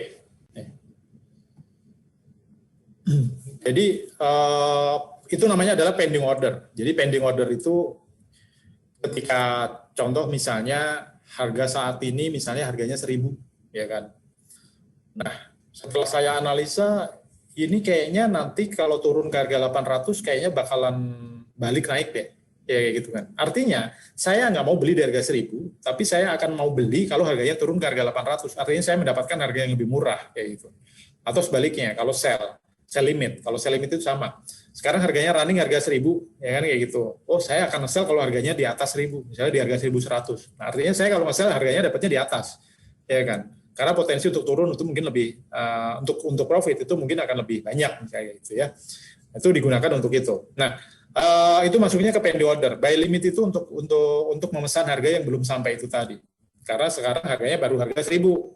Ya kan, belum turun ke harga 800, tapi saya sudah pesan nih kalau harganya turun ke harga 800 saya akan otomatis buy misalnya gitu, atau turun ke harga 900 saya akan otomatis buy kayak gitu kan. Nah, itu caranya tinggal ini aja tadi, pilih produknya ya kan. Contoh misalnya saya mau buy di Gold misalnya kayak kalau harganya turun misalnya gitu kan, tinggal pilih new order ya kan. Kemudian setelah itu nanti tinggal dirubah di sini ya kan, tinggal dirubah di sini ya kan, karena defaultnya adalah exchange execution. ya kan? Nah, itu tinggal dipilih aja. Kalau saya mau buy di bawah, ya kan? Saya menginginkan buy yang lebih rendah harganya, itu pakainya buy limit. Ya kan? Kalau saya mau sell di atas, itu pakainya sell limit. Ya, ini. Ini buy limit, ya. Oke, kemudian diklik buy limit, lalu nanti tampilannya akan seperti ini. Nah, di sini keterangannya sudah buy limit. Ya kan? Lalu dipilih di sini, tinggal di setting. Saya mau buy-nya itu berapa lot, ya kan? Ini pesannya berapa lot, bahasanya gitu ya. Saya 1 lot, 2 lot, nah itu tinggal di setting aja di sini. 1 lot. Misalnya ini contoh 1 lot. Ini kan harga yang saat ini running nih, bergerak nih. Ya kan? Ini harga saat ini yang bergerak. Ini contohnya misalnya di harga 1986.2. Ya. Ini bidnya, asnya sih 1986.6. Ya, area inilah. Ya. Nah, saya mau beli, kalau harganya turun nih. Turun ke harga berapa? Ke harga 1980. Kan di sini masih 1986. Berarti saya nungguin nih. Nanti kalau turun ke harga 1980, saya otomatis buy. Artinya saya pesen mau beli kalau harganya turun ke 1980. Ya. Nah, ini tinggal diketik aja 1980. Berapa yang saya mau inginkan, harga berapa gitu. Tinggal diketik aja di situ. Nah, setelah itu tinggal diklik sini place. Ya. Tinggal diklik place ini. Nah, setelah diklik place, nanti akan muncul nih di menu portofolio kita informasinya. Nih, saya melakukan transaksi buy limit, artinya saya pesan atau pending order, ya kan? Pending order atau saya pesan mau nge-buy di produk Gold Judi Mikro sebanyak 1 lot, ini informasinya 1 lot di harga 1980. Nah, ini yang tadi yang kita ketik 1980 muncul di sini. Mas Didi. Ya, boleh silakan. Ini terkait buy limit ini kan kita ngorder di harga di bawah sekarang gitu misalnya. Itu anunya itu ketika ngelewatin garis itu atau dia mau naik lagi gitu. Ya, ketika nanti harganya mencapai, misalnya nih, sekarang kan harganya 1986. Ketika nanti dia turun ke harga 1980, akan otomatis dapat. Walaupun dia trennya turun lagi gitu. Betul. Oke. Kalau setelah kita buy limit misalnya 1980, terus kemudian kita dapat nge-buy di harga 1980 kan, karena harganya turun kan, kayak gitu. Ternyata harganya turun lagi, nah artinya nanti posisi kita berarti akan minus, kayak gitu. Karena kita sudah melakukan transaksi. Oke, ada lagi? Kalau bedanya sama buy stop tuh? Oke, jadi di atasnya ya? Ya, kalau buy stop berarti di atasnya. Sekarang misalnya di harga 1986. Contoh saya pasang buy stop, kalau buy stop itu pasangnya berarti di atas. Contoh misalnya saya pasang ke harga 1995 misalnya gitu, atau 1990 misalnya gitu. Itu pasangnya buy stop. Kenapa saya pasang buy stop di atas? Karena itu biasanya follow the trend. Ya kan? Akan mengikuti secara otomatis kayak gitu. Harganya naik, follow berarti buy. Akan naik lagi kayak gitu. Itu pasangnya buy stop. Ya. Tapi kalau kita mau pasang harga yang rendah di bawah harga running, itu pakainya buy limit. Ya. Satu lagi Mas, itu berapa selisih harganya supaya kita bisa buy limit atau buy stop? Misalnya di harga running itu. Oke, baik. Nah, ini menjadi perbedaan juga. Yang unik juga bahwa kalau transaksi di luar bursa, mereka itu dikasih jarak. Dikasih jarak itu, contoh misalnya, ini di depot market, ini kan sebenarnya harga ini dengan harga ini yang paling atas. Ini yang paling bawah, ya kan, harga supply-nya yang paling bawah, sama ini harga demand-nya yang paling atas. Ini sebenarnya harga bid and ask, atau sebutnya best price. Ya, kayak gitu. Ini sebenarnya adalah harga bid dan ask nih, kayak gitu. Nah, kalau di luar bursa, OTC, mereka menetapkan, oh kalau mau buy limit jaraknya harus $2 dari harga running, kayak gitu kan. Atau sell limit jaraknya harus $2 di atas harga running. Menariknya kalau transaksi di dalam bursa, karena di dalam bursa itu tidak ada orang yang punya kepentingan. Semua orang punya kepentingan yang sama, kayak gitu kan. Nah, itu kita boleh mau buy limit, sell limit di harga berapapun boleh. Bahkan sekarang, misalnya sekarang harga running itu nih kan, misalnya gini, saya mau buy limit di harga ini pun boleh. Bahkan kita mau buy limit di tengah-tengah spread pun boleh. Nah, itu perbedaannya. Ya. Mungkin kalau di luar bursa, mereka bingung, kok bisa sih kita buy limit di tengah-tengah spread kayak gitu kan? Kenapa di dalam bursa kok kita bisa ya? Nah, karena kalau misalnya ada yang nanya, spread-nya berapa? Nah, spread itu dipengaruhi oleh yang namanya demand and supply itu tadi. Contoh misalnya, saya saya sebagai harga asnya di harga 1.000. Kemudian ada misalnya Pak Tommy misalnya sebagai harga bidnya di harga 900 misalnya gitu. Nah, harga 900 sama harga 1.000 ini kan sebagai spread-nya kan. Artinya spread-nya berapa? Ini spread-nya kan berarti 100 kan gitu. Tetapi ketika tiba-tiba misalnya Mas Andi buy limit di tengah-tengah spread ini tadi, ya kan, di harga 950, berarti kan spread-nya bukan dihitung dari antara Pak Tommy dengan saya, yang 100 tadi. Berarti dihitungnya dari Mas Andi dan saya. Berarti spread-nya tinggal 50. Ya. Jadi kita mau pasang di tengah-tengah spread pun juga boleh. Nah itu karena transaksi di bursa itu kita mau transaksi di harga berapapun, pending order di harga berapapun itu dipersilahkan. Ya, bahkan jarak cuma 0,1 dolar pun dipersilahkan. Ya, tidak ada ketentuan. Oh harus jaraknya 2 dolar, 3 dolar nggak ada. Ya. Oke, ada lagi pertanyaan?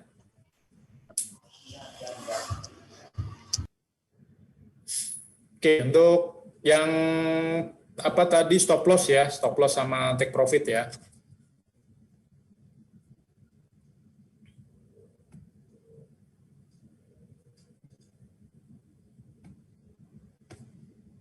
Oke, jadi stop loss ataupun take profit ya, tadi ada yang bertanya di chat ya. Jadi stop loss itu digunakan untuk meminimalisir resiko. Ya, contoh misalnya gini, ini saya sudah buy satu lot di harga 1954 ya, di harga 1954. Ini saya akan jaga. Kalau harganya nanti misalnya turun ke harga 1950 ya kan, saya cut loss aja deh, saya jual rugi. Misalnya saya minus misalnya 2 dolar atau 3 dolar, saya akan cut loss deh misalnya gitu ya. Nah, itu namanya stop loss. Tapi kalau take profit ini kalau harganya naik, contoh misalnya saya beli di harga 1954. Kalau harganya naik ke harga 19 misalnya 60, saya take profit deh, ya kan? Saya akan ngambil keuntungan saya akan close transaksi berarti saya akan untung ya gitu. Nah, itu pasangnya berarti adalah TP atau take profit. Nah, itu caranya gimana? Yaitu tadi, ketika kita sudah punya posisi transaksi kayak gini tadi ya, itu tinggal diklik agak lama, ya kan? Di sininya, ya kan? Di posisi saya. Masuk aja ke menu portofolio, nanti dilihat di sini, ya kan. Kemudian diklik agak lama akan muncul pop-up seperti ini, pilih modify position, ya kan. Setelah klik modify position, nah nanti tinggal diisi di sini. Stop loss saya berapa, take profit saya berapa. Jadi untuk menjaga transaksi saya yang ini, ya kayak gitu. Jadi kalau sebelum turun jauh, saya sudah cut loss, jual rugi, tapi ruginya nggak banyak. Kayak itu. Karena saya sudah tentukan misalnya, pokoknya kalau saya rugi misalnya 3 dolar atau 4 dolar misalnya saya cut loss misalnya, daripada nanti tambah turun saya ruginya tambah banyak gitu maksudnya ya. Kalau take profit juga sama kayak gitu ya.